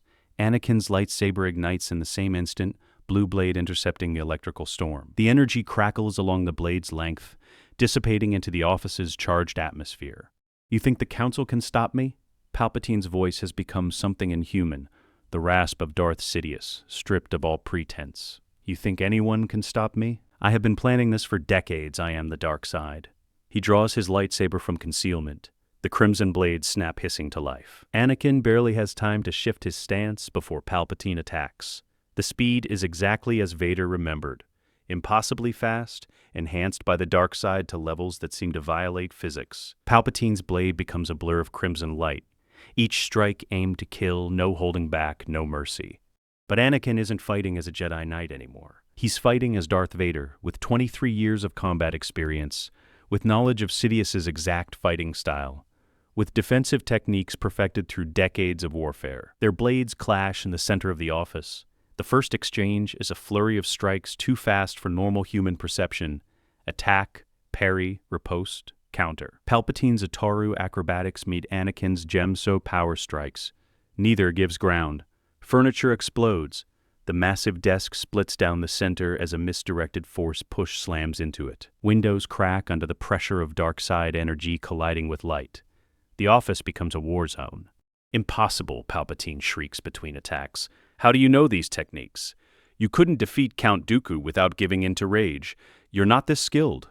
"I am now." Anakin's blade intercepts a strike aimed at his neck, redirects it with minimal effort, counters with a power blow that drives Palpatine back 3 steps. "You trained me, Sidious. For 23 years you trained Darth Vader in combat. I remember every lesson, every technique, every weakness you tried to hide." Telekinetic blasts hurl pieces of destroyed furniture. He's trying to overwhelm Anakin through sheer variety of attack vectors. But Vader fought this exact style for decades. Anakin knows when Palpatine will feint high and strike low, knows when the lightning is a distraction for a blade thrust, knows which attacks are genuine and which are designed to create openings. The duel reaches a crescendo. Palpatine executes a spinning leap, the same move that killed Agan Kolar in the other timeline, blade extended for a decapitating strike. Anakin doesn't try to block it. He sidesteps with Vader's economy of movement, lets the blade pass millimeters from his shoulder, and brings his own lightsaber around in a devastating Gemso counterstrike. The blue blade catches Palpatine's shoulder, not a killing blow, but a solid hit. The Sith Lord's robes burn, his skin sears, he staggers backward, his perfect control cracking for the first time. "You dare!" The office door explodes inward. Mace Windu leads the charge, purple blade already ignited. Vapid form channeling the dark side energy that saturates the office. Kit Fisto follows, his green blade held in form-wise defensive stance. Agent Kolar and Saesee Tiin flank the entrance, cutting off escape routes.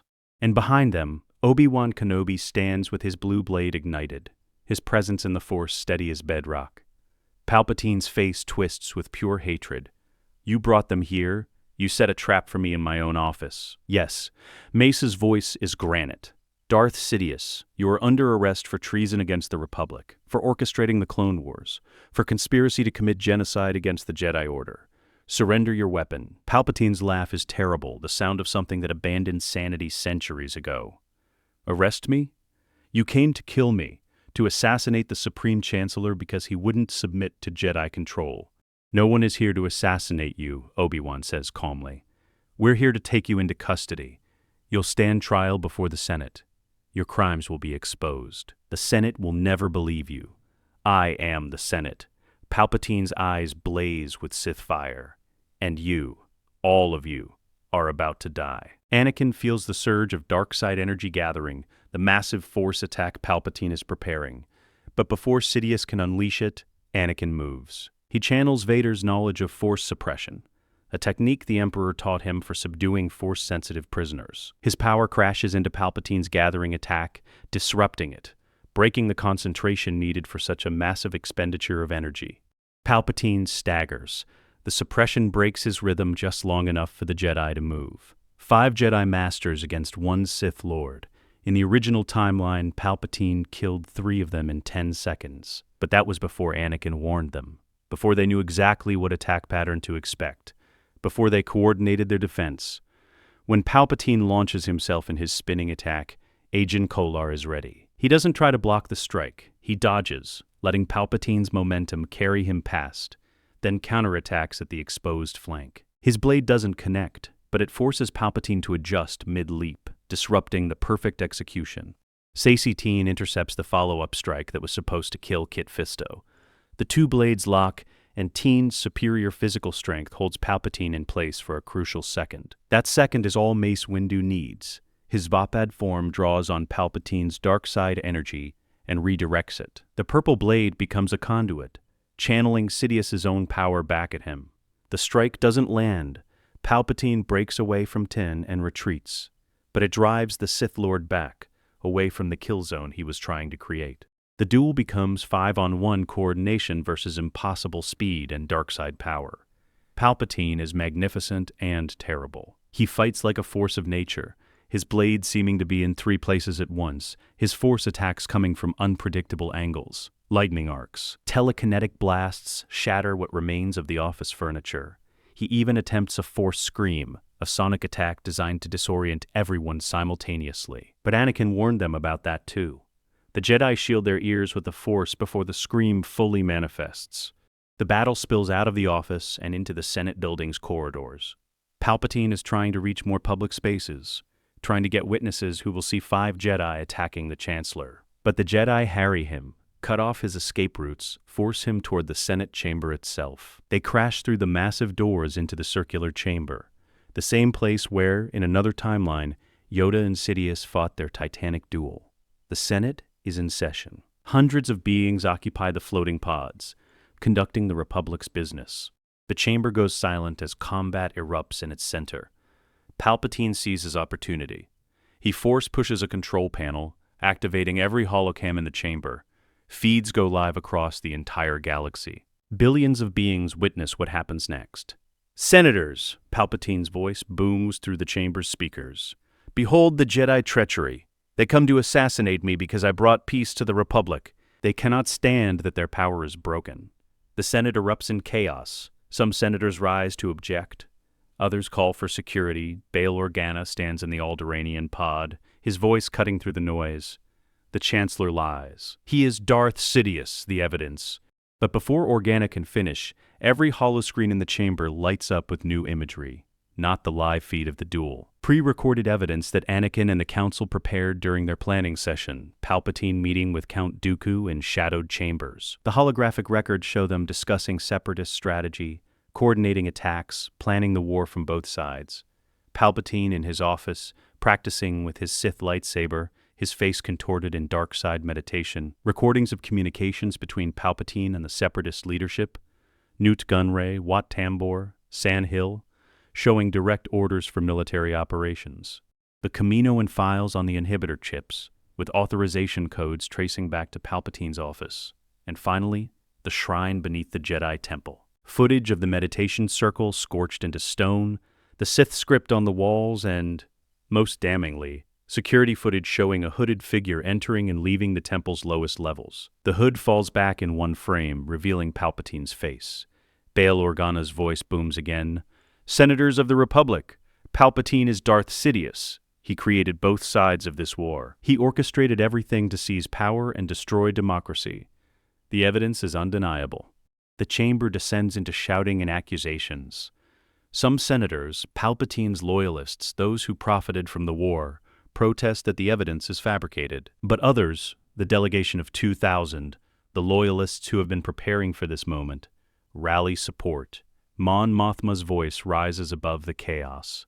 The Jedi are not traitors. They are stopping a Sith coup that has been in progress for over a decade. Stand with democracy. Stand with the Republic. He abandons all pretense of being the wronged Chancellor and embraces his full Sith power.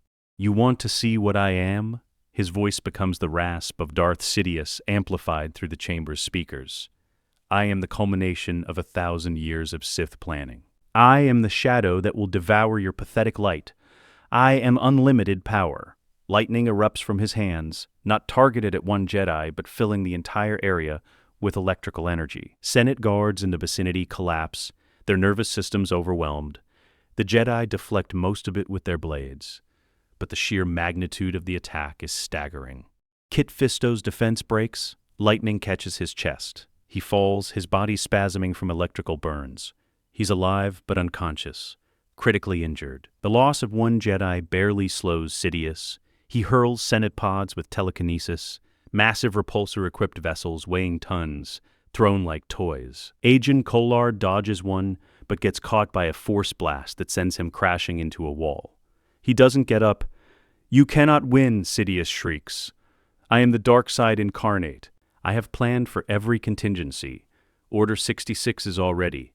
He stops mid-sentence. His yellow eyes go wide. His connection to the Force spasms as he reaches for the override codes to activate the inhibitor chips, and finds nothing. "Looking for this," Yoda's voice echoes through the chamber. The Grand Master appears on a Senate pod, his small form somehow dominating the vast space. "Cut off from the clone army you are. Override codes, we changed them. Camino, under Jedi protection it is. Order 66 you cannot give." Sidious's face shows something Vader never saw in all the years of service. Fear. "Impossible. The chips are hardwired. The protocols are removed." Shakti's voice comes through the chamber's comm system. She's broadcasting from Camino. "Every clone trooper in the Republic is currently undergoing emergency surgery. The inhibitor chips are being extracted. Your weapon is broken, Sidious." His grand plan, decades in the making, designed to destroy the Jedi in a single coordinated strike, is gone. The clone army won't turn on their Jedi commanders. Order 66 will never be transmitted. He has lost. But Darth Sidious, Dark Lord of the Sith, does not surrender. He attacks with everything he has left. Lightning storms that kill Senate guards and scorch the chamber walls. Telekinetic attacks that crack the floor itself. A force scream so powerful it shatters holocams and makes senators' ears bleed. Mace Windu meets him blade to blade.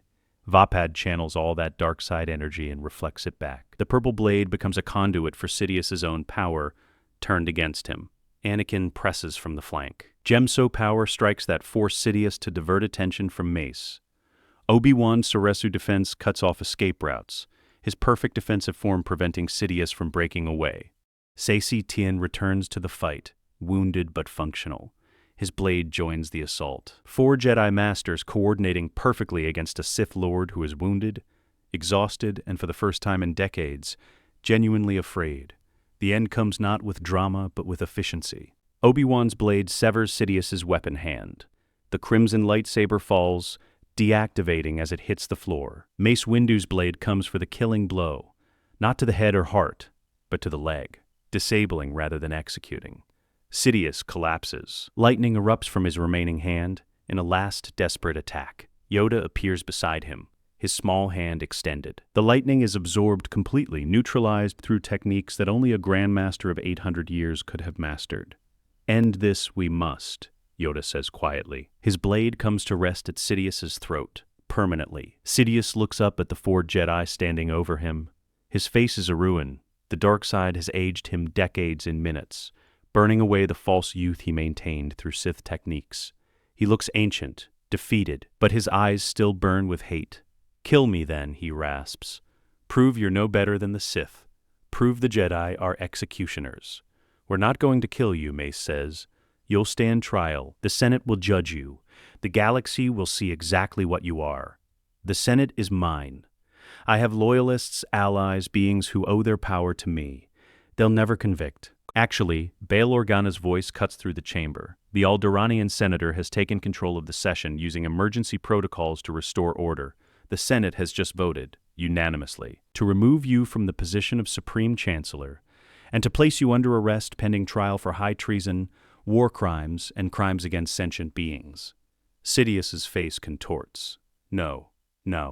I am the Senate. You are nothing," Anakin says quietly. He kneels beside the fallen Sith Lord, meeting those hate-filled yellow eyes. "You are what you made me, Sidious, and I am what I chose to become. You wanted me to know the tragedy of Darth Plagueis the Wise? Let me tell you a better story. The tragedy of Darth Sidious, who spent decades planning to destroy the Jedi Order, and died discovering he failed." Force suppression cuffs are placed on Sidious's wrists. The dark side presence that has haunted the Senate building for over a decade begins to diminish, cut off from its connection to the Force. The being who was Chancellor Palpatine, who was Darth Sidious, slumps in defeat. Senate guards take custody. Medical droids attend to the wounded Jedi. Kit Fisto is alive but critically injured. Agan Kolar has a concussion but will recover. And across the galaxy, on thousands of worlds, clone troopers are undergoing emergency surgery. The inhibitor chips are removed. The programming that would have turned them into executioners is disabled. Order 66 will never be transmitted. The Jedi Order survives. Chapter 7, The Aftermath. The Senate chamber remains in chaos for hours after Sidious's arrest. Senators argue, accuse, defend, and condemn. Some demand immediate execution, others insist on proper trial procedures. A few, those most deeply complicit in Palpatine's schemes, try to flee and are detained by Republic security. Anakin stands in a corner of the chamber, watching it all unfold with the detached observation of someone who has already lived through these events. Once. Except this time, there is no Empire, no Darth Vader, no decades of darkness stretching ahead.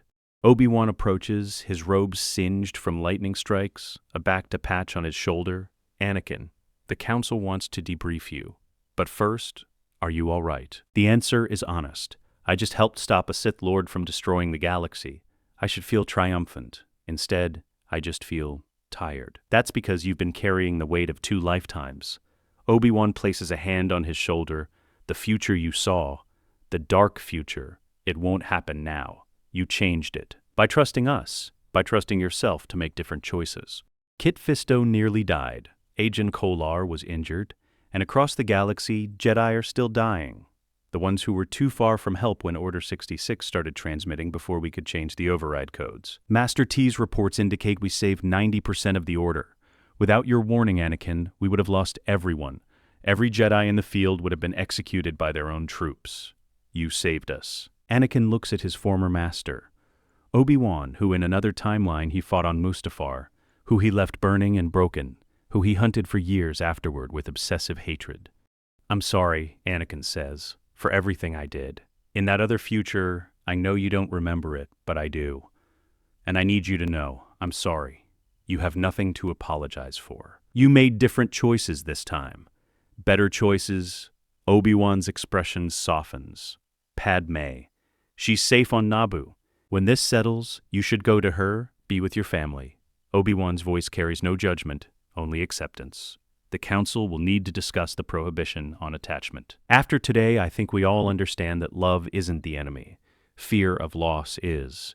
And you've proven that love can be a source of strength if we trust it rather than trying to control it." Mace Windu approaches, his purple lightsaber now secured at his belt. "Skywalker, The Republic security forces have Sidious in custody. He's being held in a force-dampening cell designed to prevent any possibility of escape. The Senate is forming a special tribunal to try him. How long will that take? Anakin asks. Weeks, possibly, but the outcome is certain. The evidence is overwhelming. Sidious will be convicted of high treason, war crimes, and conspiracy to commit genocide. The sentence will be death. Anakin nods. In another timeline, he prevented Mace from killing Sidious, intervened to save the man he thought could save Padme.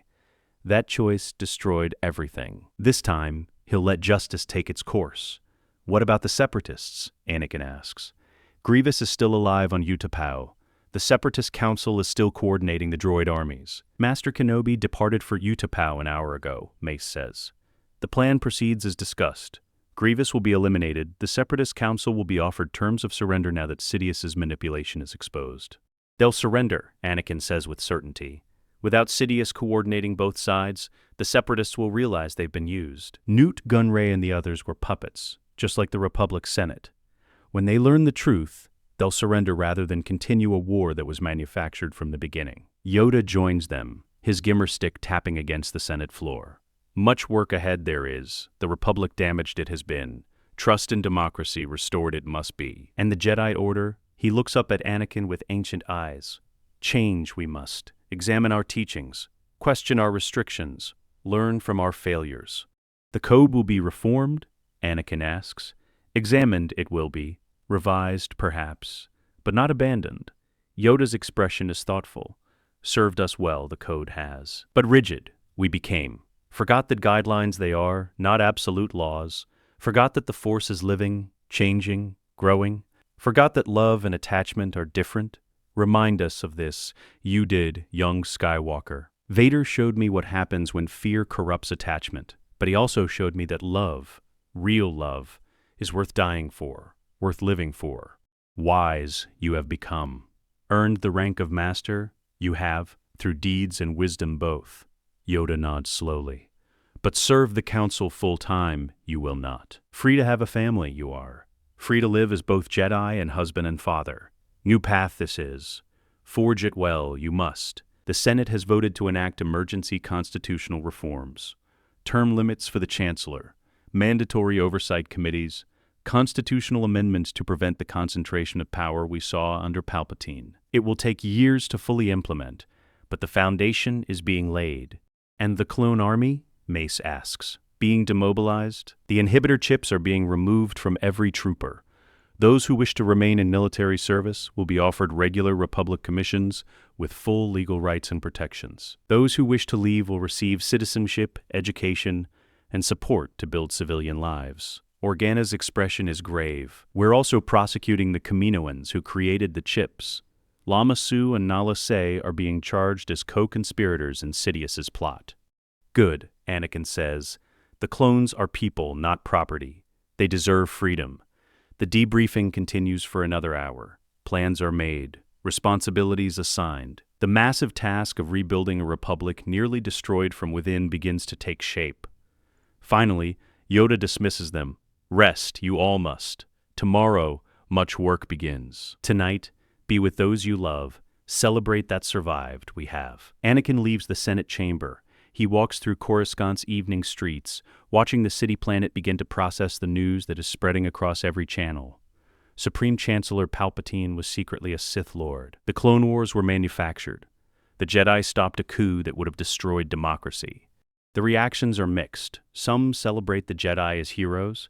Others express shock and disbelief. A few, Palpatine's loyalists, those too invested in his regime to accept the truth, protest that the evidence is fabricated, but the truth is undeniable. The holocam footage, the Kaminoan files, the testimony of separatist leaders who are coming forward now that Sidious's control is broken. The galaxy is learning what the Jedi have known for hours. The Sith are defeated. Anakin reaches his speeder and flies to the private landing platform outside his quarters.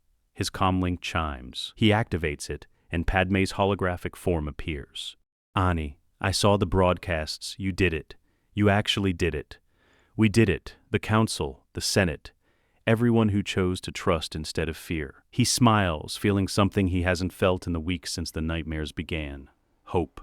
Sidious is in custody. Order 66 is neutralized. The war is ending. It's over, Padme. It's actually over. Then come home. Come to Naboo. Luke and Leia need to meet their father. I will. Tomorrow, tonight, I need to finish things here. But tomorrow, I'm yours. I'm done with the war. I'll be waiting. The hologram fades. Anakin sits in his quarters, looking out at Coruscant's endless lights. In another life, he stood here as Darth Vader, looking at this same view, feeling nothing but hatred and pain and regret. Now he feels peace. The Force flows through him, not the dark side's corruption, but the living Force in all its balanced glory. Light and dark exist, but he is not defined by either. He is simply Anakin Skywalker, Jedi, husband, father, free. Chapter 8, The Resignation.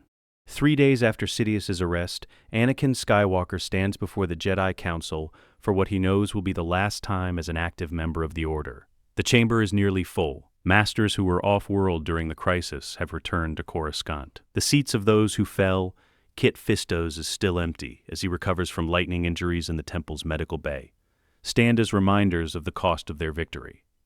Masters, Anakin begins, his voice steady, I've made a decision. I'm leaving the Jedi Order. The silence that follows is profound. Even those who suspected this might come seem shocked to hear it spoken aloud. Mace Windu's expression is troubled, but not surprised. You saved the Order, Skywalker. You're a hero. The Council has formally voted to grant you the rank of Master. Why would you leave now? In the future, Vader showed me I remained a Jedi while keeping my marriage secret.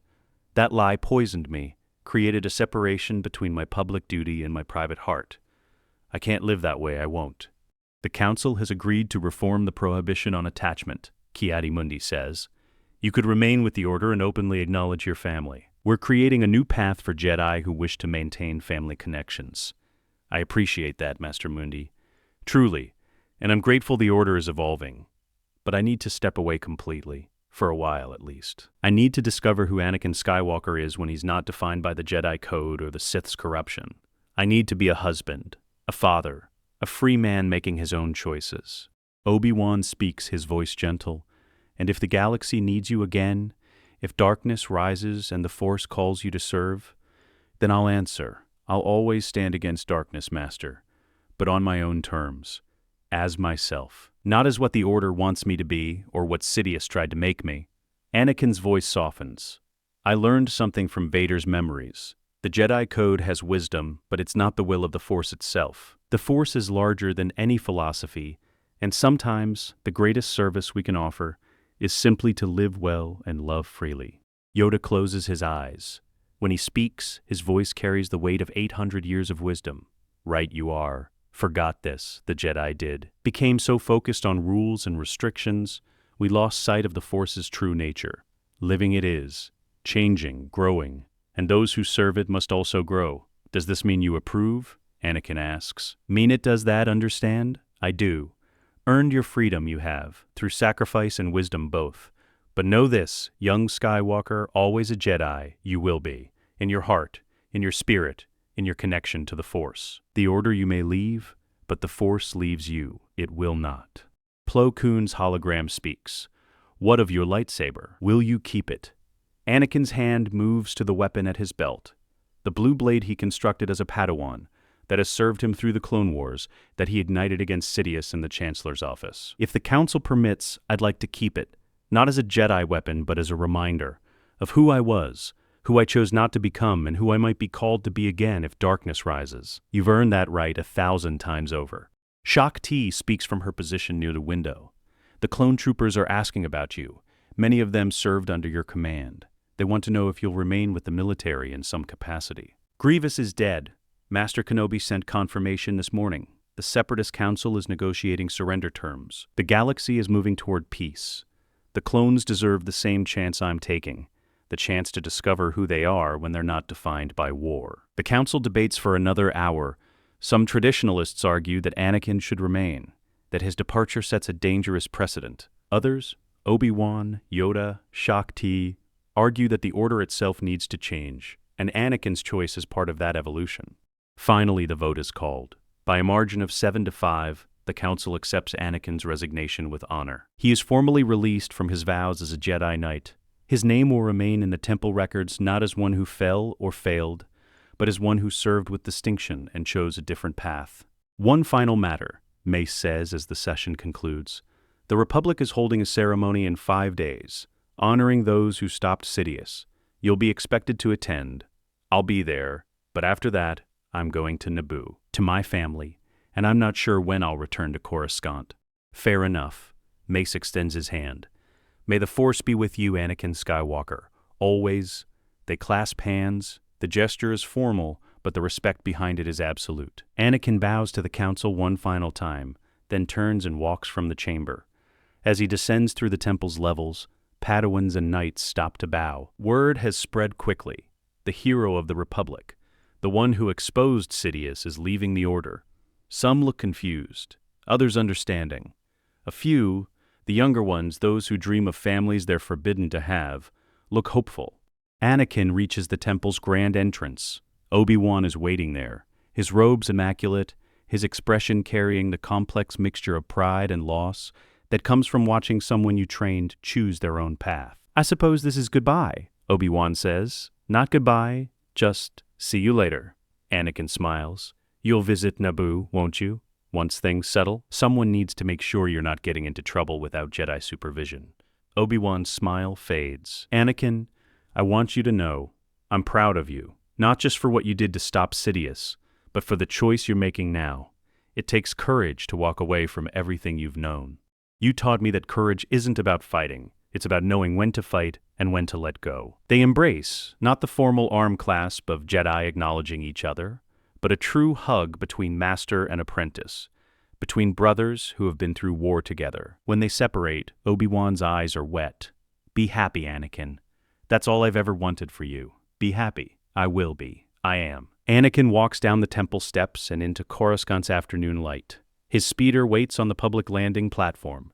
He climbs in, powers up the engines, and lifts off into the city's traffic streams. As he flies toward the Senate district to make final arrangements for his departure, Anakin reaches into his robes and pulls out the Japper snippet, the small wooden carving he made for Padme when he was 9 years old. She gave it back to him before leaving for Naboo, asking him to keep it safe until he came home. Home, not the Jedi Temple, not some quarters assigned by military necessity. Home is where Padme waits with their children, where he can be simply Anakin, without the weight of destiny or prophecy or other people's expectations. The speeder banks toward the sunset, carrying a man who has finally, after 2 lifetimes of struggle, found peace.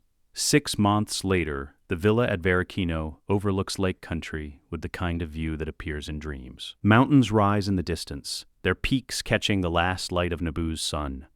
The water reflects the sky in perfect stillness. Gardens surround the villa, designed by Padme's family generations ago to blend architecture with nature.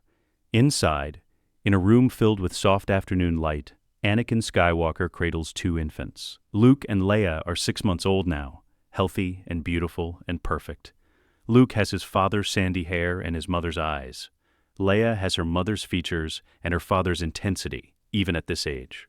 They're not crying, not sleeping, just looking at him with the wide-eyed wonder of beings discovering the world. Anakin uses the Force to make small objects float above their crib toys, colorful scarves, anything that captures their attention. Leia reaches for a floating ball with tiny hands. Luke watches the movement with analytical interest. They're going to be strong in the Force, Padme says from the doorway. She's recovered fully from the pregnancy, her body returned to the lean strength of a former queen and current senator. Both of them. I can feel it, even though I'm not Force sensitive. They are. Leia more than Luke, maybe, but both of them carry the potential. Anakin sets the children gently in their crib. We'll need to train them eventually, not as Jedi necessarily, but they need to understand what they can do. We'll figure it out together. She moves to stand beside him, her hand slipping into his. The Senate passed the final reform bills today. Term limits for the Chancellor, independent oversight of military operations, constitutional amendments preventing emergency powers from being held more than 6 months without Senate renewal. How did the vote go? Overwhelming. 90% approval. The Republic is genuinely reforming, Ani. Bail and Mon are leading a movement to strengthen democracy throughout the core worlds and the Rim. We're building something better than what existed before. And Sidious? Executed 2 weeks ago, the tribunal found him guilty on all charges. They gave him the chance to speak before sentencing. He ranted for an hour about the weakness of democracy, the inevitability of order through strength, how the Sith would rise again. Then they led him away and carried out the sentence. Anakin feels nothing at the news. No satisfaction, no regret, just closure. Darth Sidious, Emperor Palpatine in another timeline, is dead. The threat he represented is ended. What about the Separatists? Full surrender finalized last month. The droid armies have been deactivated. The Separatist Council agreed to return to the Republic in exchange for amnesty and reforms addressing the corruption that drove them to rebellion in the first place. Newt Gunray and a few others are facing war crimes charges, but most of the Separatist leadership is being integrated back into the political system. And the war is truly over. Yes, the Clone Wars are over. The Republic survived. Democracy won. She squeezes his hand. You did that, Anakin. You changed the future. We did it. You, me, the Council, Bail, Mon Mothma, everyone who chose to trust instead of giving in to fear. They stand together watching their children sleep. Outside, the sun sets over Lake Country, painting the sky in shades of gold and crimson. The villa is quiet except for the distant sound of water against the shore. Anakin's comlink chimes. He checks it and finds a message from Obi-Wan. Mission to the Outer Rim concluded successfully. Heading back to Coruscant. We'll visit Naboo in 2 weeks if you'll have me. Anakin sends a brief reply. Always welcome. Bring Ahsoka if she's available. The twins should meet their honorary aunt. Another message appears, this one from Mace Windu. Council has formally opened temple archives to academic study. First, non-Jedi scholars permitted to research Force philosophy and temple history. Thought you'd want to know. The order is changing. Slowly, but changing. Anakin smiles. The Jedi Order will survive. Not unchanged, the crisis forced them to examine their failures, question their assumptions, evolve their understanding of what it means to serve the Force. But they'll survive, and maybe they'll be stronger for it. What are you thinking? Padme asks. That I'm grateful. For this life, for you, for them. He gestures to Luke and Leia. In another timeline, I lost everything because I was afraid of losing it. I tried to control the future through power, and I destroyed the present in the process. But you learned. You changed. I learned that love isn't about control. It's about trust. Trusting the people you care about to make their own choices. Trusting the Force to guide rather than trying to force outcomes. Trusting that even when things are uncertain, we can face them together. Do you still have the nightmares about me dying? No, not since Sidious was arrested. The visions were his manipulation planted through the Force to create fear he could exploit. Without him, they're gone. I sleep peacefully now. Good. She leans against him. Because I'm not going anywhere. We're going to grow old together, Anakin Skywalker. We're going to rebuild the Republic into something better, and we're going to do it all without fear. No more fear, he agrees. No more darkness. Just this. Just us. Just life. They watch the sun set over Naboo's Lake Country. Somewhere across the galaxy, Obi-Wan Kenobi leads a mission to establish peace in the Outer Rim. The Jedi Council debates philosophy and reforms in the Temple on Coruscant. The Senate works to strengthen democracy. The Republic heals. And here, in a villa overlooking water and mountains, a man who was once destined to become the galaxy's greatest monster holds his children and feels nothing but peace. The prophecy of the Chosen One has been fulfilled, not through destroying the Sith after decades of darkness, but through preventing that darkness from ever taking root. Balance has been restored to the Force, not by eliminating one side or the other, but by choosing light when it mattered most. Luke stirs in his crib, making soft baby sounds. Leia reaches for her brother's hand. They're connected already, these twins, who in another timeline would have been separated and used as weapons in a galactic civil war. Here, they'll grow up together, loved, safe, free. Anakin closes his eyes and extends his awareness through the Force. He can feel the living energy flowing through all things, through Padme, through the twins, through the villa and the lake and the mountains and the planet and the galaxy beyond. It's all connected, all part of the same vast web of existence. And for the first time in 2 lifetimes, Anakin Skywalker is at peace with his place in it. No longer a slave on Tatooine, no longer a conflicted Jedi struggling with forbidden love, no longer Darth Vader, Dark Lord of the Sith, drowning in pain and regret. Simply Anakin, husband, father, man who chose love over fear, trust over control, redemption over power. The Force flows through him like water through an open hand, present, but not grasping. There, but not possessive. Connected, but free. He opens his eyes and looks at Padme, at Luke, at Leia, his family, his anchor, his hope. No more nightmares, he says quietly. No more fear, no more darkness. Just this, just us, just life. And in the gathering twilight of a peaceful world, as the first stars appear in Naboo's sky, Anakin Skywalker, who saved the galaxy by saving himself, smiles. The end.